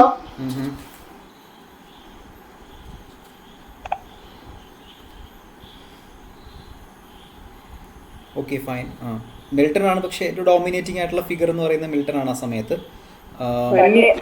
John bunny. There is a lot of important writers at that point of time, because Shakespeare മുതൽ ലിറ്ററേച്ചർ പിന്നെ ഭയങ്കരമായിട്ട് ഫ്ലറിഷ് ചെയ്യാൻ തുടങ്ങി. സോ റെസ്റ്റോറേഷൻ അല്ലെങ്കിൽ സിവിൽ വാറിൻ്റെ അല്ലെങ്കിൽ റെസ്റ്റോറേഷൻ പീരീഡ് അത് നമ്മൾ കണക്ട് ചെയ്തതാണെന്ന് നമുക്ക് പറയാം. സിവിൽ വാറിൻ്റെ മിൽട്ടൺ ഒരു പ്രൊമിനൻറ്റ് ഫിഗർ ആവാൻ കാരണം പ്യൂരിറ്റാനിസമായിട്ട് വളരെ ക്ലോസ്ലി അസോസിയേറ്റ് ചെയ്ത വ്യക്തിയാണ് മിൽട്ടൺ പ്യൂരിറ്റാനിസത്തിൻ്റെ ഒരു എന്താ പറയുക അഡ്വക്കേറ്റ് ആയിരുന്നു. റെസ്റ്റോറേഷൻ പീരീഡിൽ റെസ്റ്റോറേഷൻ അല്ല, ഒലിവർ ക്രോംവെല്ലിൻ്റെ പ്രൊട്ടക്ടറേറ്റിൻ്റെ സമയത്തും മിൽട്ടന് ഒരുപാട് ഇമ്പോർട്ടൻറ്റ് റെസ്പോൺസിബിലിറ്റീസ് ഉണ്ടായിരുന്നു. പ്രൊട്ടക്ടറേറ്റിനെ എന്താ പറയുക അനുകൂലിച്ചുകൊണ്ട് എഴുതിയ ഒരാളാണ് മിൽട്ടൺ. സോ മിൽട്ടൺ ഒരു ഇമ്പോർട്ടൻറ്റ് ഫിഗറാണ്. സോ മിൽട്ടനെ വെച്ച് നമുക്ക് മാർക്ക് ചെയ്യാൻ പറ്റും. അതുകൊണ്ട് ഈ പാരഡൈസ് ലോസ്റ്റിൻ്റെ ബുക്ക് ഞാൻ കൊടുത്തേക്കുന്നത്. സോ അതിനുശേഷം പ്യൂരിറ്റാനിസത്തിൻ്റെ വേറൊരു പ്രത്യേകത പറയാം, പൊളിറ്റിക്കൽ ഇമ്പോർട്ടൻസ് എന്താണെന്ന് പറയുമോ? ഈ ഒരു സമയത്തേക്ക്, ഈ സിവിൽ വാറിൻ്റെ സമയത്ത് ഒരു 10 years ഉണ്ട്. 42 മുതൽ 60 ആണ് ഈ ടൈം. അതിലൊരു 49 to 59 ഒരു പൊളിറ്റിക്കലി ഇമ്പോർട്ടൻ്റ് ആയിട്ടുള്ള ഒരു ടൈമാണ് ബ്രിട്ടനെ സംബന്ധിച്ചിടത്തോളം. എന്താണെന്ന് പറയാമോ?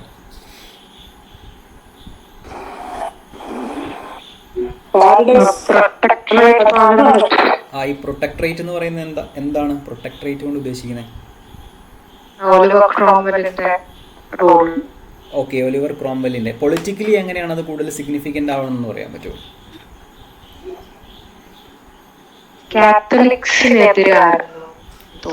പ്യൂരിറ്റാനിസം ആണ് ആ സമയത്ത് വരുന്നത്. പ്യൂരിറ്റാനിസം എന്ന് പറയുന്നത് കാത്തലിക്സിന് മാത്രമല്ല, വിഗ് സ്റ്റോറീസ് ഒക്കെ അവിടെയാണ് തുടങ്ങുന്നത്. ആ സമയത്താണ് തുടങ്ങുന്നത് വിഗ്സ് ആൻഡ് ടോറീസ് ക്ലാസിഫിക്കേഷനൊക്കെ വരുന്നത്. പ്യൂരിറ്റാനിസം കുറച്ചുകൂടെ കൺവെൻഷനൽ ആയിട്ടുള്ള ക്രിസ്ത്യൻ ഐഡിയൽസാണ് പ്യൂരിറ്റാനിസിൽ ഫോളോ ചെയ്തിരുന്നത്, പ്യൂരിറ്റൻ ചർച്ചസ്. പക്ഷേ അതിലൊരു പൊളിറ്റിക്കൽ ഇമ്പോർട്ടൻസ് ഉണ്ട്. ഇത് ഭയങ്കര ബ്രിട്ടനെ സംബന്ധിച്ച് ഹിസ്റ്റോറിക്കലി ഭയങ്കര ഇമ്പോർട്ടൻ്റ് ആയിട്ടുള്ളൊരു പീരീഡാണ് ആ സമയം. കാരണം ഇതാണ്, അതായത് ക്വീൻ ഇല്ലാത്ത, അതായത് ഒരു സ്റ്റേറ്റിൻ്റെ ഹെഡ് ക്വീൻ അല്ലെങ്കിൽ കിങ് അല്ലാത്ത ടൈം അത് മാത്രമാണ്. അതിനു മുമ്പും അതിന് ശേഷവും ബ്രിട്ടൻ്റെ പരമാധികാരി എന്ന് പറയുന്നത് രാജാവോ രാജ്ഞിയുമാണ്. So it was like a republic. Head of the state was not a member of the dynasty, അല്ലെങ്കിൽ എന്താ പറയണേ ഡൈനാസ്റ്റി ആയിരുന്നില്ല. It was a politician, inherited ആയിരുന്നില്ല. So that is one of the most important features of this period, അല്ലെങ്കിൽ civil war period എന്ന് പറയുന്നത്. കാരണം ഇപ്പോഴും നമ്മൾ നോക്കിക്കഴിഞ്ഞാൽ അവരുടെ ഹെഡ് എന്ന് പറയുന്നത് ക്വീൻ എലിസബത്ത് ആണ് അല്ലേ. സോ ഈ ഒരു ടൈമിൽ മാത്രമേ, ഈ ഒരു 10 ഇയേഴ്സിൽ മാത്രമേ ഉള്ളൂ അത് മാറിയിരുന്നത്. അതിനുശേഷം റെസ്റ്റോറേഷൻ്റെ സമയത്ത് അവർ പോയിട്ട് തിരിച്ച് വിളിച്ചുകൊണ്ട് വരുവാണ് ചെയ്യുന്നത്. ഇൻവൈറ്റ് ചെയ്യുവാണ്, കിങ്ങിനെ തിരിച്ച് ഇൻവൈറ്റ് ചെയ്യുവാണ്.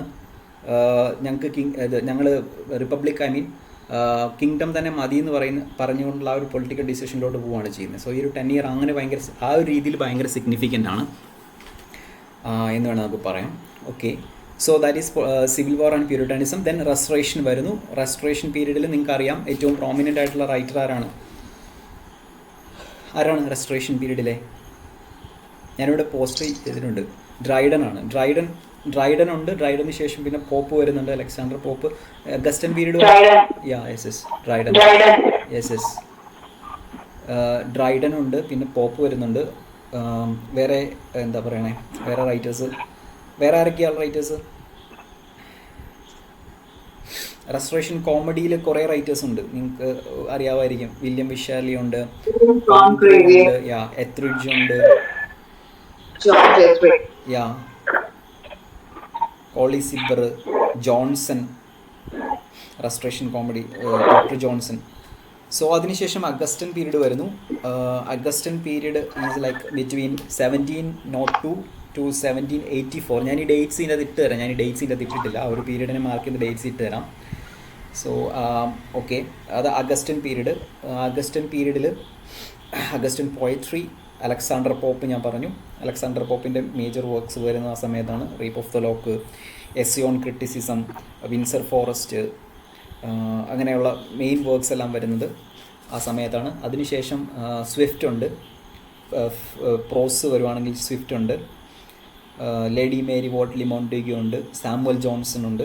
ജോൺസൻ്റെ major works like Vanity of Human Wishes, Lives of Poets, പിന്നെ ആന ഫിഞ്ച് ഉണ്ട്, മാത്യു പ്രയർ ഉണ്ട്, ജോൺ ഗേ ഉണ്ട്. അങ്ങനെ കുറേ റൈറ്റേഴ്സ് ഉണ്ട് ആ സമയത്ത്. ഈ അഗസ്റ്റൻ പീരീഡിനെ ഡെസിഗ്നേറ്റ് ചെയ്യുന്ന കുറേ റൈറ്റേഴ്സ് ഉണ്ട്. പിന്നെ ആ സമയത്ത് മേജറായിട്ടുള്ള മൂവ്മെൻറ്റ്സ് എന്ന് പറയുന്ന ഒന്ന് ലൈസൻസിങ് ആക്ട് 1737 ഉണ്ട്. പിന്നെ നോവലിസ്റ്റുകൾ മേജർ ഡീഫോ, സ്വിഫ്റ്റ് ഞാൻ ഓൾറെഡി പറഞ്ഞു, Addison, Steele, Richard Steele, Samuel Johnson, Samuel Richardson, Henry Fielding, ഇവരെല്ലാവരും ഓഗസ്റ്റൻ പീരീഡിൻ്റെ ഭാഗമായിട്ട് വരുന്നതാണ്. ഓഗസ്റ്റൻ പ്രോസ്, ഫിക്ഷൻ, ഡ്രാമ ഈ ഒരു പാർട്ടിൽ വരുന്നതാണ്. നമ്മളതിനെക്കുറിച്ച് ഡീറ്റെയിൽ ആയിട്ടൊന്നും പഠിക്കാനില്ല, സിലബസിലുള്ള ഇത് മാത്രം പഠിച്ചാൽ മതി. ഞാൻ ജസ്റ്റ് പറഞ്ഞു, ലോറൻസ് സ്റ്റേൺ ഉണ്ട്, തോബിയാസ് സ്മോളറ്റ് ഉണ്ട്, സാറ ഫീൽഡിംഗ് ഉണ്ട്, Charlotte Lennox, Oliver Goldsmith, Richard Brinsley Sheridan, അവരൊക്കെ ലേറ്റർ അഗസ്റ്റൻ പീരീഡിൻ്റെ ലേറ്റർ പാർട്ടിൽ വരുന്ന ആൾക്കാരാണ്. സോ അതിന് ശേഷം വരുന്നത് റൊമാൻറ്റിക് ഏജ്. റൊമാൻറ്റിക് ഏജിന് ഞാൻ പിക്ചറൊന്നും കൊടുത്തിട്ടില്ല, ഞാൻ എഡിറ്റ് ചെയ്ത് അയക്കുമ്പോൾ നിങ്ങൾക്ക് കുറച്ചുകൂടെ ആഡ് ചെയ്തിട്ട് അയക്കാം. സോ റൊമാൻറ്റിക് ഏജിനെ നമ്മൾ മെയിനായിട്ടും 2 രീതിയിലാണ്, 3 രീതിയിൽ കാണാം. ഒന്ന് എയർലി റൊമാൻറ്റിക്സ് ഉണ്ട്. എയർലി റൊമാൻറ്റിക്സ് ആരൊക്കെയാണെന്ന് പറയാൻ പറ്റുമോ?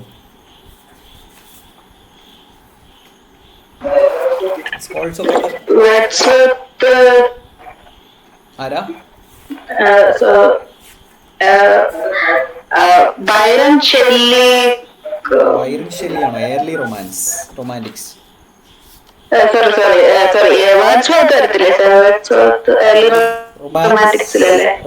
എയർലി എന്ന് പറയുമ്പോൾ റൊമാൻറ്റിസിസത്തിന്റെ പീക്കിന് മുമ്പുള്ള സമയമാണ് എയർലി. ജോൺസൺ അല്ല, ബെൻ ജോൺസൺ ഒക്കെ അതിന് ഷേക്സ്പിയറിന്റെ കണ്ടംപററി അല്ലേ ബെൻ ജോൺസൺ. ഡോക്ടർ ജോൺസൺ ഉണ്ട്, സാമുവൽ ജോൺസൺ. പക്ഷേ ഞാൻ പറഞ്ഞ റൊമാൻറ്റിക് മൂവ്മെന്റ് എന്ന് പറയുന്ന ഒരു മൂവ്മെന്റിനെ നമ്മൾ എടുക്കുമ്പോൾ അതിനൊരു 3 ഫേസസ് ഉണ്ട്. ഒന്ന് എയർലി റൊമാൻറ്റിസിസം, പിന്നെ റൊമാൻറ്റിസിസം ഉണ്ട്, ലേറ്റ് റൊമാൻറ്റിക്സ് ഉണ്ട്. അതിൽ എയർലി റൊമാൻറ്റിസം ഡ്രൈഡൻ ഒക്കെ, ബ്ലേക്ക് ഉണ്ട്, യെസ് ബ്ലേക്ക്, കോളിൻസ്, ഗ്രേ കേട്ടിട്ടില്ലേ? വേർഡ്സ്വർത്ത് മെയിൻ നമ്മൾ മേജർ റൊമാൻറ്റിക്സ് എന്ന് പറയുന്നതിലാണ് വേർഡ്സ്വർത്ത്, കോൾറിഡ്ജ്, ബൈറൺ അല്ല, എന്തോ കേട്ടില്ല, സത്തേ, സത്തേ, ഇവരെ 3 പേരെയാണ് നമ്മൾ മേജർ റൊമാൻറ്റിക്സ് എന്ന് പറയുന്നത്. അതിന് മുമ്പുള്ള സമയം ഒരു ട്രാൻസിഷണൽ പീരീഡ് എന്ന് പറയും. റൊമാൻറ്റിസിസത്തിലേക്കുള്ള ഒരു ട്രാൻസിഷണൽ പീരീഡ്. ഈ എന്താ എന്താ ജക്കോബിയൻ ടൈം അല്ലെങ്കിൽ നിയോ ക്ലാസിസത്തിൻ്റെ സമയത്തിന് റെസ്റ്റോറേഷന് ശേഷം നിയോ ക്ലാസിസം വരുന്നുണ്ട്. നിയോ ക്ലാസിസത്തിന് ശേഷം ഉള്ള ആ ഒരു ഓർഡർ സംഭവങ്ങൾ, റീസൺ, ആ സാധനത്തിനെല്ലാം ആ ഒരു ഇൻഫ്ലുവൻസിനെല്ലാം മാറ്റിക്കൊണ്ട് റൊമാൻറ്റിക്, അതായത് ഫീലിംഗ്, ഇമോഷൻ സംഭവങ്ങൾ, ഇമ്പൾസസ്, ഇതിലേക്കുള്ള ഒരു മാറ്റം ലിറ്ററേച്ചറിൽ വരുമ്പോൾ അതിനെ രജിസ്റ്റർ ചെയ്യുന്ന ഒരു ട്രാൻസിഷൻ പീരീഡ് എന്ന് പറഞ്ഞുകൊണ്ടാണ് നമ്മൾ അതിനെ രജിസ്റ്റർ ചെയ്യുന്നത്. അതിൻ്റെ അത് മേജർ ആയിട്ടുള്ള റൈറ്റേഴ്സ്, അതായത് ഇവരിലെല്ലാവരിലും രണ്ട് ഫീച്ചേഴ്സും തന്നെ കാണാൻ പറ്റും. ആ ഒരു നിയോ ക്ലാസിസത്തിൻ്റെ ഒരു ഇൻഫ്ലുവൻസ് കൊണ്ട് അറ്റ് ദ സെയിം ടൈം തന്നെ ഇവരുടെ ഒരു ടെമ്പർമെൻറ്റ് ശരിക്കും ഈ റൊമാൻറ്റിസത്തിനാണ്. എക്സാമ്പിളായിട്ട് പറയാം, മേജർ റൈറ്റേഴ്സ് പറയുന്നത് റോബർട്ട് ബേൺസ് ഉണ്ട്. ബേൺസ്, ഗ്രേ, തോമസ് ഗ്രേ ഇല്ലേ, റോബർട്ട് ബേൺസിൻ്റെ കിൽമർനോക്ക് വോളിയം എന്ന് പറഞ്ഞ് കോമൺ പ്ലേസ് ബുക്ക് വളരെ ഫേമസ് ആണ്. പിന്നെ ബ്ലെയ്ക്കിൻ്റെ വർക്ക് ലൈക്ക് എന്താ പറയണേ, നമ്മുടെ songs of innocence, songs of experience, ഇതെല്ലാം ഈ ട്രാൻസിഷൻ പീരീഡിനെ മാർക്ക് ചെയ്യുന്ന വർക്കുകളാണ്. പിന്നെ കുറേ റൈറ്റേഴ്സ് അല്ലാതെ ഉണ്ട്.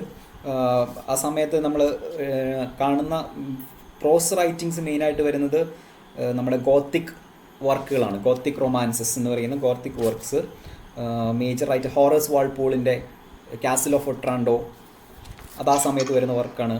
ഷാർലറ്റ് സ്മിത്തിൻ്റെ വർക്ക്, ക്ലാര റീവിൻ്റെ വർക്ക്സ്, ആൻ റാഡ്ക്ലിഫിൻ്റെ മിസ്റ്ററി ഓഫ് ഉഡോൾഫോ 1794, ആ സമയത്ത് ഒരു ഇമ്പോർട്ടൻറ്റ് വർക്കാണ്. അത് പ്രോസ് വരുമ്പോഴാണ് ഞാൻ പറഞ്ഞ ഫിക്ഷൻ വരുമ്പോഴാണ് നമ്മൾ പോയട്രി പറയുമ്പോൾ, ശരി പോയട്രി വെച്ചിട്ടാണ് നമ്മൾ സാധാരണ ഇതിനെല്ലാം ഡിഫൈൻ ചെയ്യുന്നത്. ഡീപ്പായിട്ട് പഠിക്കുമ്പോൾ മാത്രമാണ് നമ്മൾ അതിൻ്റെ ഫിക്ഷനിലേക്ക് പോകുന്നത്. പോയട്രി വരുമ്പോഴാണ് നിങ്ങൾ പറഞ്ഞ അല്ല, ഞാൻ തന്നെ പറഞ്ഞ ഏർലി ട്രാൻസിഷൻ പീരീഡിലെ ബേൺസും ഒക്കെ വരുന്നത്, ബ്ലെയ്ക്കൊക്കെ വരുന്നത്. അപ്പം ഇത് ഫിക്ഷൻ അല്ലെങ്കിൽ ഫിക്ഷൻ നോക്കുവാണെങ്കിൽ ആൻ റാഡ്ക്ലിഫിൻ്റെ മിസ്റ്ററി ഓഫ് ഉഡോൾഫോ ഒരു ഇമ്പോർട്ടൻറ്റ് വർക്കാണ്. പിന്നെ മാത്യു ഗ്രിഗറി ലൂയിസിൻ്റെ മാത്യു ലൂയിസ് എന്ന് പറയുന്ന മാത്യു ഗ്രിഗറി ലൂയിസിൻ്റെ ദ മോങ്ക് എന്ന് പറയുന്ന വർക്ക്, ഇതൊക്കെ ആ സമയത്തെ ഫിക്ഷനാണ്. പിന്നെ ആ സമയത്ത് ഏറ്റവും ഇമ്പോർട്ടൻ്റ് ആയിട്ടുള്ളൊരു ഫിക്ഷൻ വർക്ക് ഷെല്ലിയുടെ വർക്കാണ്. മേരി വൂൾസ്റ്റൺക്രാഫ്റ്റ് ഷെല്ലിയുടെ വർക്കാണ്. ഏതാ വർക്ക് അറിയത്തില്ലേ? ഫ്രാങ്കൻസ്റ്റൈൻ. ഓക്കെ. അതുപോലെ തന്നെ മേരി വൂൾസ്റ്റൺക്രാഫ്റ്റിൻ്റെ വർക്ക് ഏതായിരുന്നു? Fiction. First feminism can be predated to that work. ഏതാ വർക്ക് അറിയാവോ?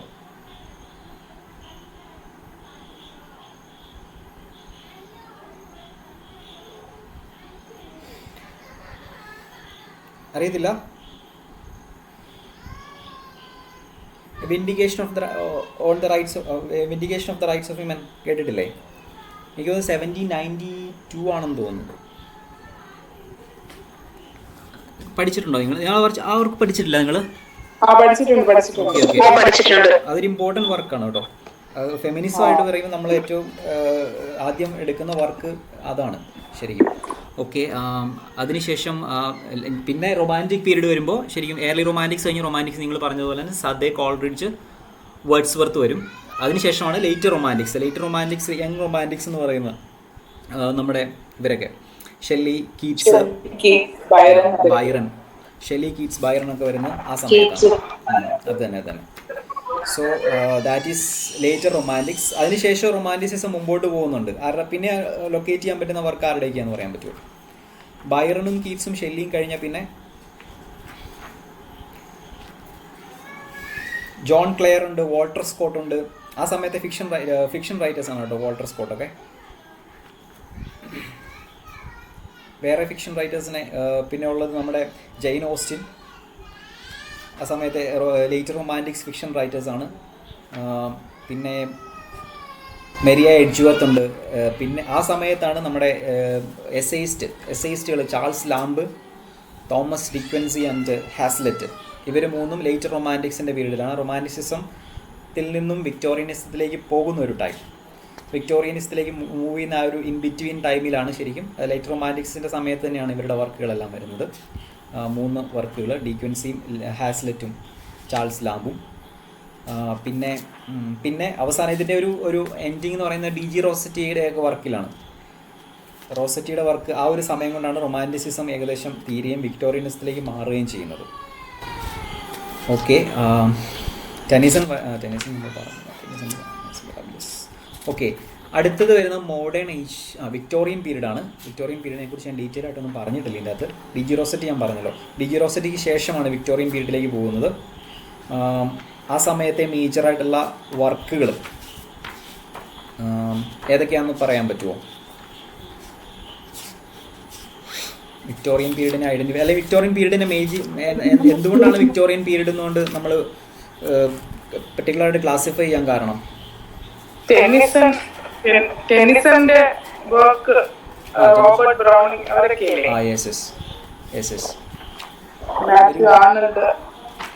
ആർണൾഡ് ഒക്കെ ടുവേർഡ്സ് ദ എൻഡാണ് ശരിക്കും വരുന്നത്.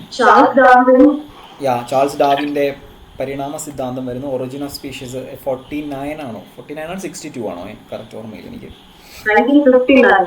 59 അല്ലേ?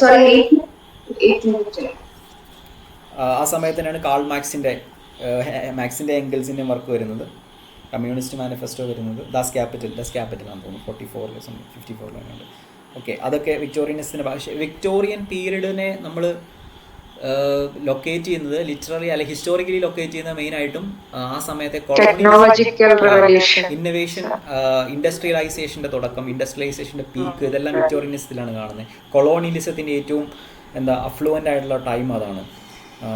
അതുപോലെ തന്നെ ഹ്യൂമനിസ്റ്റിക് ഐഡിയോളജീസ്, എൻലൈറ്റൻമെൻറ്റ് പ്രോജക്റ്റ് എന്ന് പറയുന്ന സംഭവങ്ങളൊക്കെ ഏറ്റവും കൂടുതൽ അപ്ലൈ ചെയ്യപ്പെട്ടത് ഈ വിക്ടോറിയൻ ടൈമിലാണ്. അതായത് hope, man can change, reason can make everything perfect, അല്ലെങ്കിൽ science can have solutions for everything, അങ്ങനെയുള്ള ബിലീഫ്സ് എല്ലാം, അതായത് ഭയങ്കര ഒപ്റ്റിമിസ്റ്റിക് ആയിട്ടുള്ള ഒരു ടൈമായിരുന്നു വിക്ടോറിയൻ പീരീഡ്. അതുപോലെ തന്നെ പ്രോസ്പെറസ് ആയിട്ടുള്ള ഒരു ടൈമായിരുന്നു. ഗ്രേറ്റ് എക്സിബിഷൻ 50s തോന്നുന്നു വിക്ടോറിയൻ പീരീഡിലെ ഗ്രേറ്റ് എക്സിബിഷൻ നടക്കുന്നത്. അതായത് അവരുടെ കൊളോണിയൽ ലാൻഡിൽ നിന്നെല്ലാം എഡിഫൈസസ് കൊണ്ടുവന്നിട്ട് ഇവിടെ പ്രൊജക്റ്റ് ചെയ്യുന്നൊരു പരിപാടിയാണ് ഗ്രേറ്റ് എക്സിബിഷൻ. അതൊക്കെ ആ ഒരു ടൈമിനെ സിഗ്നിഫൈ ചെയ്യുന്ന ഹിസ്റ്റോറിക്കൽ ഈവൻസ് ആണ്. പിന്നെ ഓക്കെ, അതൊക്കെ ആ സമയത്തെ മേജറായിട്ടുള്ള ഈവൻസ് ആണ്. റൈറ്റേഴ്സ് വരുമ്പോൾ നിങ്ങൾ പറഞ്ഞതുപോലെ തന്നെ ടെനിസൺ വരുന്നുണ്ട്, ബ്രൗണിങ് വരുന്നുണ്ട്, ഡിക്കൻസ് വരുന്നുണ്ട്. പിന്നെ വേറെ ആർക്കെയാ ഉള്ളേ? എലിയറ്റ്.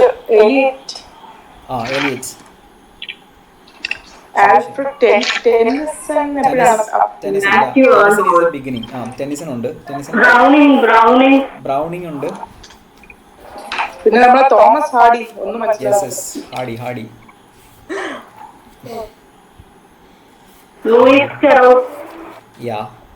മാക്പേസൺ ഉണ്ട്, ബ്രോണ്ടെ സിസ്റ്റേഴ്സ് ഉണ്ട്. ആ സമയത്ത് ഫിക്ഷൻ വരുന്ന ബ്രോണ്ടെ സിസ്റ്റേഴ്സ്, ജോർജ് എലിയറ്റ് പറഞ്ഞു. ഓക്കെ, ആർണൾഡ് ഉണ്ട്, Oscar Wilde. Okay, Henry James, R L Stevenson, Carlyle, Ruskin, ഒരുപാട് റൈറ്റേഴ്സ് ഉണ്ട് ആ സമയത്ത്. ഒരുപാട് ഇമ്പോർട്ടൻ്റ് ആയിട്ടുള്ള റൈറ്റേഴ്സ് ഉണ്ട്. പിന്നെ ലിറ്റൻ സ്ട്രാച്ചി. ഓക്കെ, ഇവരൊക്കെയാണ് മേജർ വിക്ടോറിയൻ പീരീഡിലെ റൈറ്റേഴ്സ്. സോ അതിനുശേഷം നമ്മൾ മോഡേൺ ഏജിലേക്ക് വരുന്നു. മോഡേൺ ഏജിൽ we have various movements like Edwardian, Georgian literature between the wars, post war literature, postmodern literature. ഞാൻ ഇൻട്രൊഡക്ഷനിൽ അന്ന് പറഞ്ഞിട്ടുണ്ടായിരുന്നു മോഡേണിസം എന്താണ്, എങ്ങനെയാണ് ഡിഫൈൻ ചെയ്യുന്ന മോഡേണിസത്തിന്. ദാറ്റ് മൂവ്മെൻറ്റ്, ആ മൂവ്മെൻറ്റിനെ കുറിച്ചൊക്കെ അന്ന് ഞാൻ ഡിസ്ക്രൈബ് ചെയ്തിട്ടുണ്ടായിരുന്നു. സോ അതിൻ്റെ ഒരു ടെമ്പർമെൻറ്റ് ഹോൾഡ് ചെയ്യുന്ന ഒരു മൂവ്മെൻറ്റ്സ് ആണ് ഇതിന് ശേഷം വരുന്നത്. അതായത് 20th സെഞ്ചുറിയിലാണ് ഏറ്റവും കൂടുതൽ ഡൈനമിക് ആയിട്ടുള്ള ലിറ്റററി മൂവ്മെൻറ്റ്സ് ഉണ്ടായിട്ടുള്ളത്. നമുക്ക് കണ്ടറിയാം ഹിസ്റ്റോറിക്കലായിട്ട് ഒരുപാട് സിഗ്നിഫിക്കൻ്റ് ആയിട്ടുള്ള ടൈമായിരുന്നത്. ഒരുപാട് ചേഞ്ചസ് വേൾഡ്, അൺപ്രഡിക്റ്റബിൾ ആയിട്ടുള്ള ചേഞ്ചസ് വേൾഡ് കണ്ടു, അതും ഷോർട്ട് സ്പാൻ ഓഫ് ടൈമിൽ. സോ അതിനോടെല്ലാം റെസ്പോണ്ട് ചെയ്തുകൊണ്ട് ലിറ്ററേച്ചർ ഭയങ്കര ഡൈവേഴ്സ് ആയിട്ട് വളർന്നൊരു സമയമാണ് modern age. Edwardian, Georgian post war literature, പിന്നെ പോസ്റ്റ് വാർ ലിറ്ററേച്ചറിനകത്ത് വരുന്ന പോസ്റ്റ് കൊളോണിയൽ ലിറ്ററേച്ചർ വരുന്നുണ്ട്. പിന്നെ പോസ്റ്റ് മോഡേണിസം വരുന്നു. പോസ്റ്റ് മോഡേണിസം വരെ നമ്മളിപ്പോൾ എത്തിച്ചിരിക്കുന്ന പോസ്റ്റ് തിയറി എന്ന് പറയുന്ന ഒരു ടൈം വരെയുള്ള ലിറ്ററേച്ചർ. അത്രയാണ്. ഈ ഒരു രീതിയിലാണ് നമ്മൾ ബ്രിട്ടീഷ് ഹിസ്റ്ററി അല്ലെങ്കിൽ ഹിസ്റ്ററി ഓഫ് ഇംഗ്ലീഷ് ലാംഗ്വേജിനെ അല്ലെങ്കിൽ ഹിസ്റ്ററി ഓഫ് ഇംഗ്ലീഷ് ലിറ്ററേച്ചറിനെ ലൊക്കേറ്റ് ചെയ്യുന്നത്. സോ നമുക്ക് ജസ്റ്റ് ഒന്നുകൂടെ പോയി നോക്കാം. Starting with Greco Roman period, അതിനെ നമുക്ക് ഡെസിഗ്നേറ്റ് ചെയ്യാൻ പറ്റുന്ന ഒരു വർക്ക് ഒഡീസിയാണ്. അതിനുശേഷം ഞാൻ നേരത്തെ പറഞ്ഞ early history of Britain, wars, ഈ ആംഗ്ലോ സാക്സൺസും കെൽസും ഡെയിൻസും ഒക്കെ തമ്മിലുള്ള ഇന്നർ കോൺഫ്ലിക്ട്സ്, സെറ്റിൽമെൻറ്റ്സിന് വേണ്ടിയിട്ടുള്ള കോൺഫ്ലിക്ട്സ്. അതിനുശേഷം ഓൾഡ് ഇംഗ്ലീഷ് ലിറ്ററേച്ചർ, ബയോവുൾഫ് മുതലുള്ള വർക്കുകൾ. അതിനുശേഷം മിഡിൽ ഇംഗ്ലീഷ്, ഡാൻറ്റെ, ഇൻഫെർണോ, പിന്നെ ചോസർ വരുന്നു. ചോസറിന് ശേഷം ഏർലി ട്യൂഡർ പീരീഡ്, അതായത് ഷേക്സ്പിയറിന് മുമ്പുള്ള സമയം.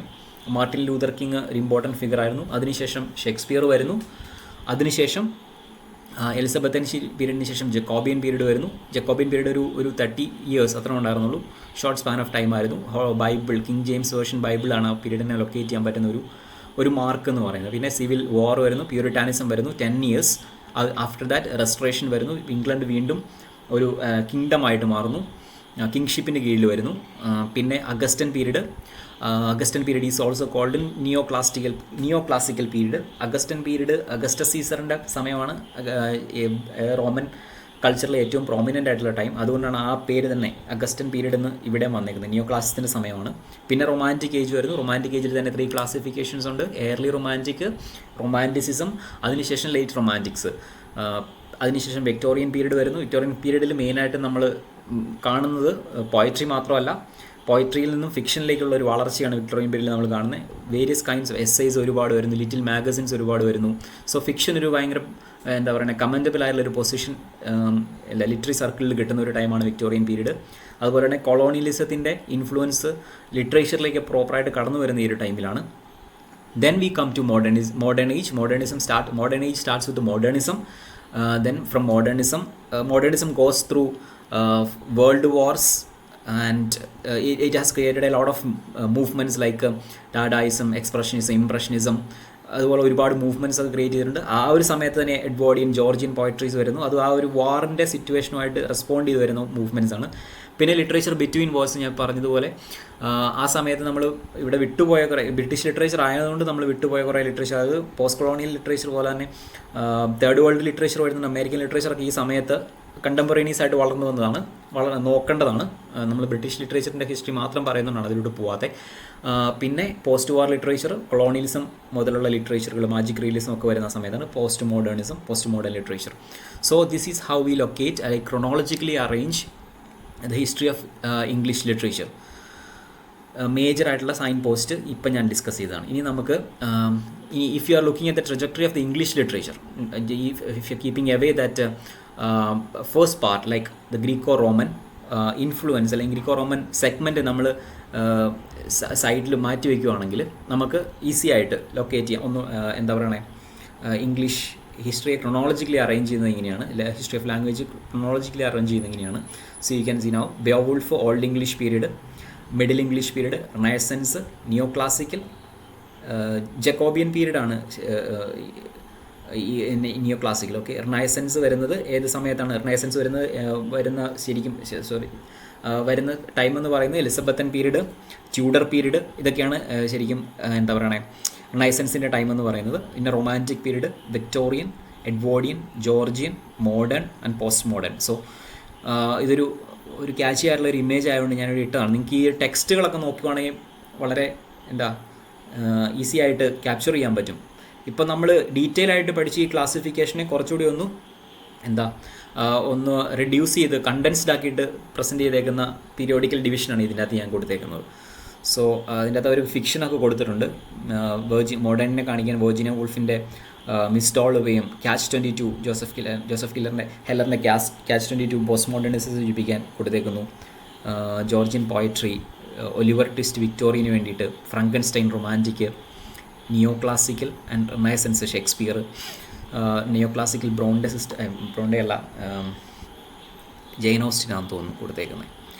Okay, so this is what it looks like if you are periodically arranging the history of English literature, keeping away the first part, that is the history of the British history of the Greco-Roman history. So keep it in mind. Now ഇനി ഞാൻ പോകുന്നത് just നിങ്ങൾക്ക് ആ ഒരു Greco Roman ലിറ്ററേച്ചറിൻ്റെ ഒരു basic history understanding തരുന്ന രീതിയിലുള്ള ഒരു എക്സ്പ്ലനേഷനിലൂടെയാണ്. ഇത് ചെയ്യാനുള്ള കാരണം എന്താണെന്ന് വെച്ച് കഴിഞ്ഞാൽ മെയിനായിട്ട് നമുക്ക് അരിസ്റ്റോട്ടിൽ പഠിക്കാനുണ്ട്. സോ അരിസ്റ്റോട്ടിൽ പഠിക്കാനുള്ള ഇതുകൊണ്ട് നമുക്കതിനെക്കുറിച്ചൊരു വ്യക്തമായ ധാരണ വേണം. അതുകൊണ്ടാണ് നമ്മളിത് ഡീൽ ചെയ്യുന്നത്. അരിസ്റ്റോട്ടിലില്ലേ ഉണ്ട്, പോയറ്റിക്സ് പഠിക്കാനുണ്ട്. സോ ഗ്രീക്കോ റോമൻ പീരീഡ് ഞാൻ ആദ്യം പറഞ്ഞതുപോലെ 9th century മുതൽ 5th century AD വരെയാണ് ടൈം സ്പാൻ വരുന്നത്. മെയിനായിട്ട് നമ്മൾ BC ടൈമിലെയാണ് കൗണ്ട് ചെയ്യുന്നത്.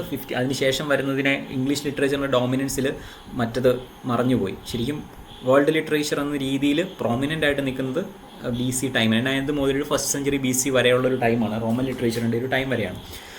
ഇതിൻ്റെ അകത്ത് Greco Roman tradition has 3 classifications: archaic, classical and Hellenistic.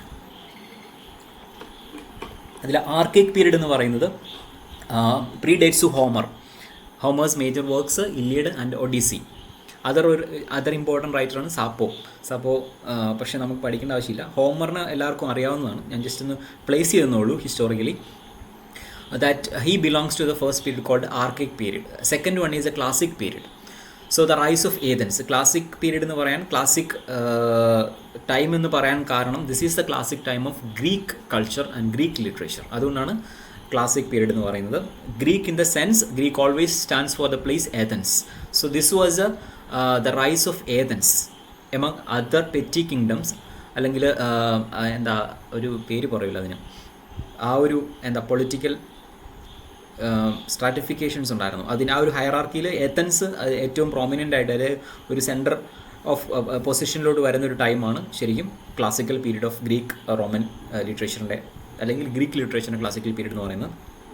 Here we find classical drama. Drama was the first form, poetry was also there, but drama was the first and major form. Here we find Aeschylus, Sophocles and Euripides, 3 major writers. Just ഓർത്ത് വെച്ചാൽ മതി, എസ്കേലസും സോഫക്ലീസും യൂറിപ്പിഡസും. അതിൽ വർക്കുകളൊക്കെ കുറേയൊക്കെ familiar ആയിരിക്കും. The father of ട്രാജഡിയാണ് Aeschylus. ഒറസ്റ്റിയായ the trilogy, അതാണ് പുള്ളിയുടെ മേജർ വർക്ക്. സോഫക്ലീസിൻ്റെ Oedipus Tyrannus, Antigone. Oedipus Tyrannus വളരെ ഫേമസ് ആണ്, കാരണം ഈഡിപ്പസിൻ്റെ മിത്ത് വരുന്നത് അതിൻ്റെ അകത്തു നിന്നാണ്. ലിറ്ററൽ റെപ്രസെൻറ്റേഷൻ വരുന്ന ആദ്യത്തെ ഈഡിപ്പസ് മിത്തിൻ്റെ ലിറ്ററൽ റെപ്രസെൻറ്റേഷൻ വരുന്ന ഈ വർക്കിലാണ്. സോഫക്ലീസും അതുപോലെ തന്നെ ഫേമസ് ആണ്. യൂറിപ്പിഡസിൻ്റെ മെഡിയ എന്ന് പറയുന്ന വർക്കാണ്. ഇതാണ് ക്ലാസിക്കൽ പീരീഡിലെ work. Now classical drama is also important because the genres called tragedy and comedy actually had its origin there. So English literature നമ്മൾ ഷേക്സ്പിയറിൻ്റെ ടൈമിൽ അല്ലെങ്കിൽ ഡ്രാമയുടെ ഒരു prominence, restoration drama, Elizabethan drama, university wits, ഇവരുടെയൊക്കെ ടൈം നമ്മൾ deal ചെയ്യുമ്പോൾ ഏറ്റവും important ആയിട്ട് നമ്മൾ പഠിക്കുന്ന 2 ഫാക്ടറുകളാണ്. ജാനേഴ്സാണ് ട്രാജഡി, അല്ലെങ്കിൽ ഫീച്ചേഴ്സാണ് ട്രാജഡി ആൻഡ് കോമഡി എന്ന് പറയുന്നത്.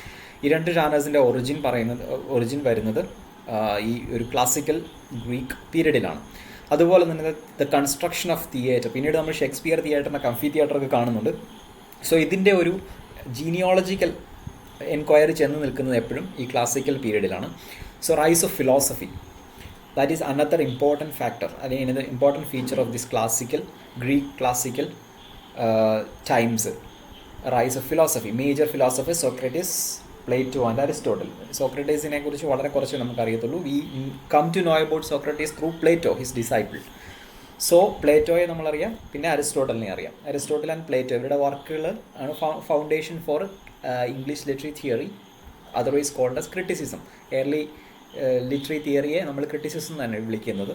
സോ പ്ലേറ്റോയുടെ പീരീഡ്, ആദ്യം പ്ലേറ്റോയാണ് വരുന്നത്. പ്ലേറ്റോ ഡിസൈപ്പിൾ ഓഫ് സോക്രട്ടീസ്, ഇതൊക്കെ ജനറൽ നോളജാണ്, നിങ്ങൾക്ക് അറിയാവുന്നതാണെന്ന് എനിക്ക് തോന്നുന്നു. lived in the time of political and social turmoil. The academy was his institution, the philosophical and school found with the Theaetetus. Dialogues, അതാണ് പ്ലേറ്റോയുടെ ഏറ്റവും ഫേമസ് വർക്ക്. പ്ലേറ്റോ സ്ഥാപിച്ച philosophical സ്കൂളാണ് Academy. Dialogues എന്നാണ് പ്ലേറ്റോയുടെ വർക്കിനെ പറയുന്നത്. It is actually considered to be dialogue between Socrates and Plato, or ഈ dialogues of Socrates, his master. Total of 36 dialogues including Republic. Republic അതിൻ്റെ ഏറ്റവും ഫേമസ് ആയിട്ടുള്ള വർക്കാണ്. ഈ Plato has never mentioned poetry specifically, but his works അല്ലെങ്കിൽ ഡയലോഗ്സിൽ നിന്നാണ് പ്ലേറ്റോയുടെ ഈ ഒരു ക്രിറ്റിസിസം, പൊയറ്റിക് ക്രിറ്റിസിസം വരുന്നത്. ലിറ്ററി ക്രിറ്റിസിസം ഡിറൈവ് ചെയ്യുന്നത് ഇതിൻ്റെ എക്സ്ട്രാക്ട്സിൽ നിന്നാണ്. So that is Plato. Plato had A very controversial ideas about poetry and art. So that would later be contradicted by Aristotle. അപ്പോൾ അരിസ്റ്റോട്ടലിലേക്ക് വരുന്നു. അരിസ്റ്റോട്ടലിൻ്റെ ടൈം 1384 to 1333. സോ അപ്രോക്സിമേറ്റ് ടൈമാണ്. A Macedonian who came to Athens, disciple of Macedonian ആയിരുന്നു. Disciple of Plato and student and teacher in Academy. So he came to Athens and joined in Plato's academy and he was later a teacher there. So ഒരു photo ഞാനിവിടെ കൊടുത്തിട്ടുണ്ട്. Lyceum was his school, a philosophical. He also started a school, philosophical school called Lyceum. He came back to Macedonia and started that. Once Plato was dead, he came back from Athens.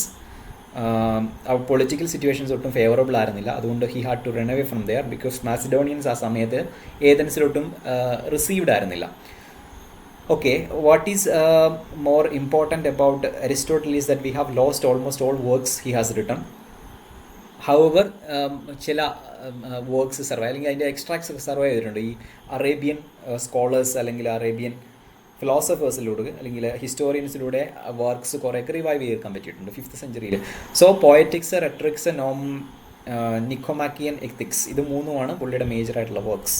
ഞാൻ poetics പഠിക്കാനുള്ളത് കൊണ്ട് ഞാൻ കുറച്ച് details ഇതിൻ്റെ അകത്ത് include ചെയ്തിട്ടുണ്ട് പോയറ്റിക്സിൻ്റെ. So you can have a look at it. 26 ചാപ്റ്റേഴ്സാണ് ഈ വർക്കിനുള്ളത്. Mainly discusses tragedy, defence of ട്രാജഡിയെക്കുറിച്ചുള്ള ഒരു കോംപ്രിഹെൻസീവ് സ്റ്റഡി ആദ്യമായിട്ട് വരുന്നത് ഈ വർക്കിലാണ്. അത് ക്രിട്ടിക്കൽ ഇമ്പോർട്ടൻസ് വെച്ച് പറയുവാണെങ്കിൽ അതാണ് അതിൻ്റെ ഏറ്റവും മേജറായിട്ടുള്ളൊരു അക്കംപ്ലിഷ്മെൻ്റ് എന്ന് പറയുന്നത്, ട്രാജഡിയെക്കുറിച്ച് സംസാരിക്കുന്നു എന്നുള്ളതാണ് പോയറ്റിക്സ്. 26 ചാപ്റ്റേഴ്സാണ് വർക്കിനുള്ളത്.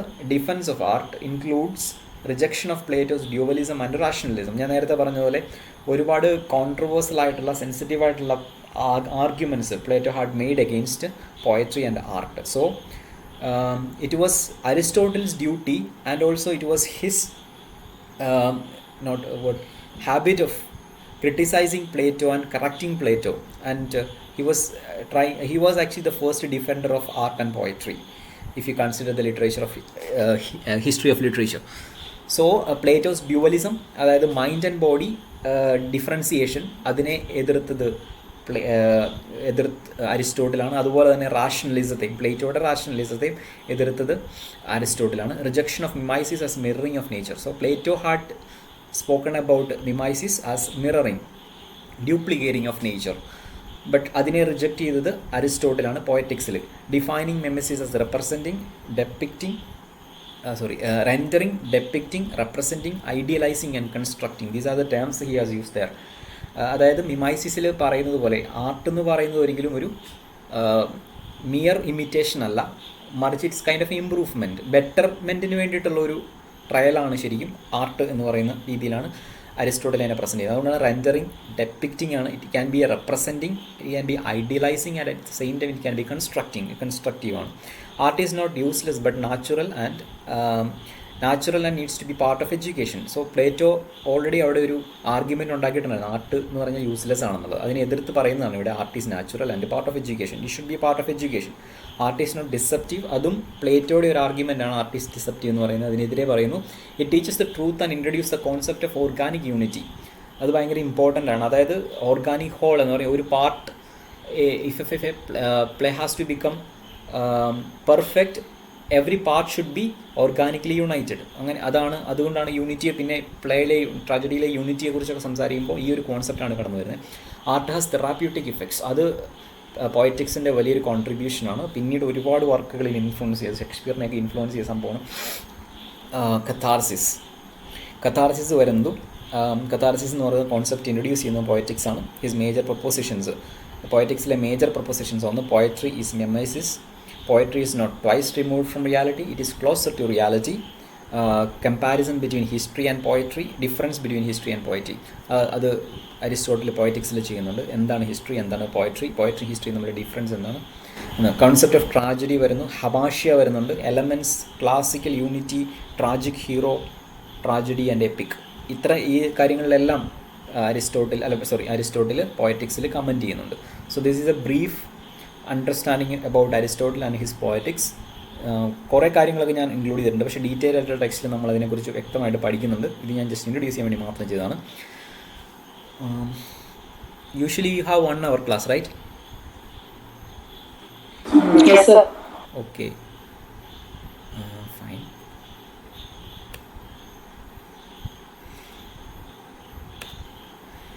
Can I take 5 more minutes?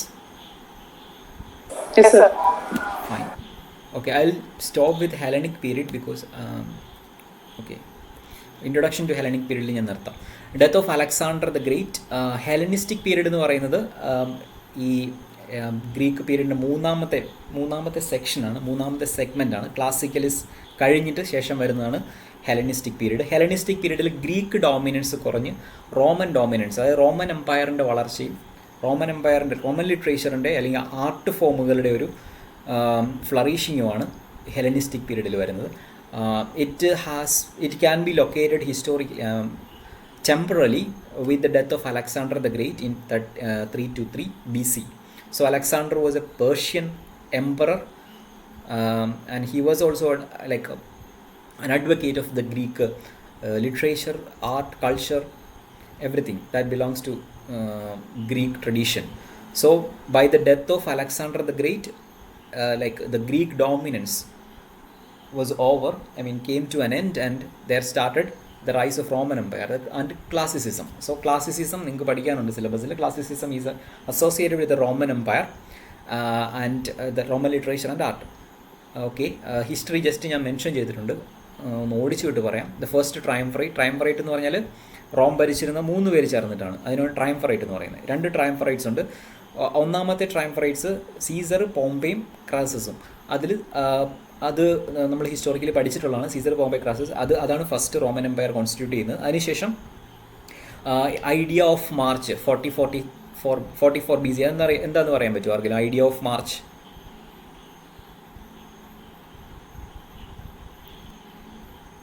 കേട്ടിട്ടുണ്ടോ?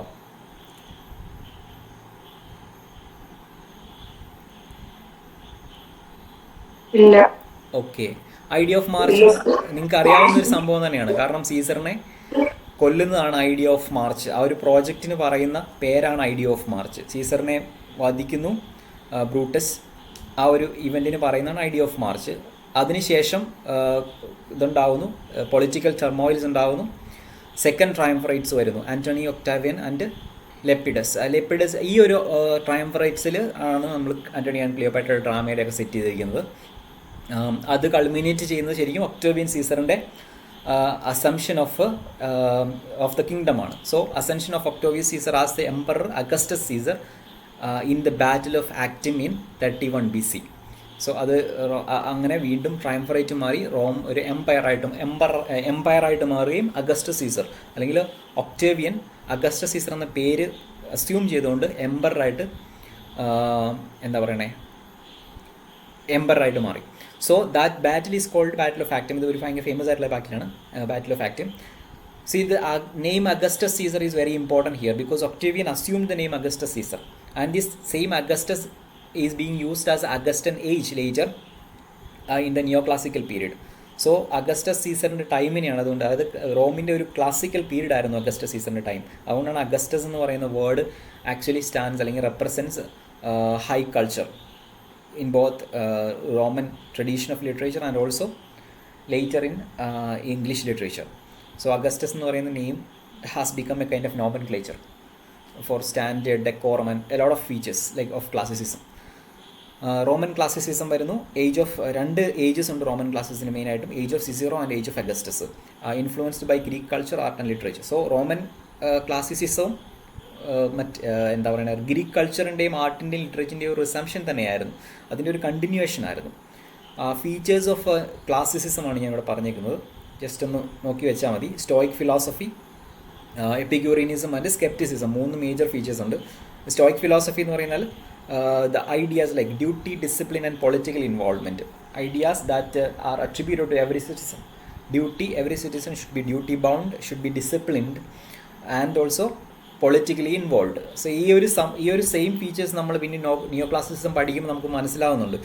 അതായത് റൈസിങ് ഓഫ് നാഷണലിസം ഒക്കെ വരുന്ന ഒരു ടൈമിൽ ഈ ഒരു 3 ഫീച്ചേഴ്സ് നിയോ ക്ലാസിസം ഇത് എങ്ങനെയാണ് റീക്രിയേറ്റ് ചെയ്യുന്നതെന്നും റീഇൻസ്റ്റേറ്റ് ചെയ്യുന്നതെന്നും നമുക്ക് കാണാൻ പറ്റും. എപ്പിക്യൂറിയനിസം, കാർപ്പേഡിയം ഒരു വളരെ സിഗ്നിഫിക്കൻ്റ് ആയിട്ടുള്ള റെലവൻ്റ് ആയിട്ടുള്ള ഒരു ടേമായിട്ട് ഇപ്പോഴും നിൽക്കുന്ന ഒരു സംഭവം, ഒരു ഐഡിയയാണ്. അത് ക്ലാസിസിസത്തിൻ്റെ ഒരു ഔട്ട്പുട്ടാണ്. പ്ലഷർ ഓഫ് എവറി ഡേ, കാർപ്പേഡിയത്തിൻ്റെ കറക്റ്റ് മീനിങ് എന്താണെന്നറിയാമോ?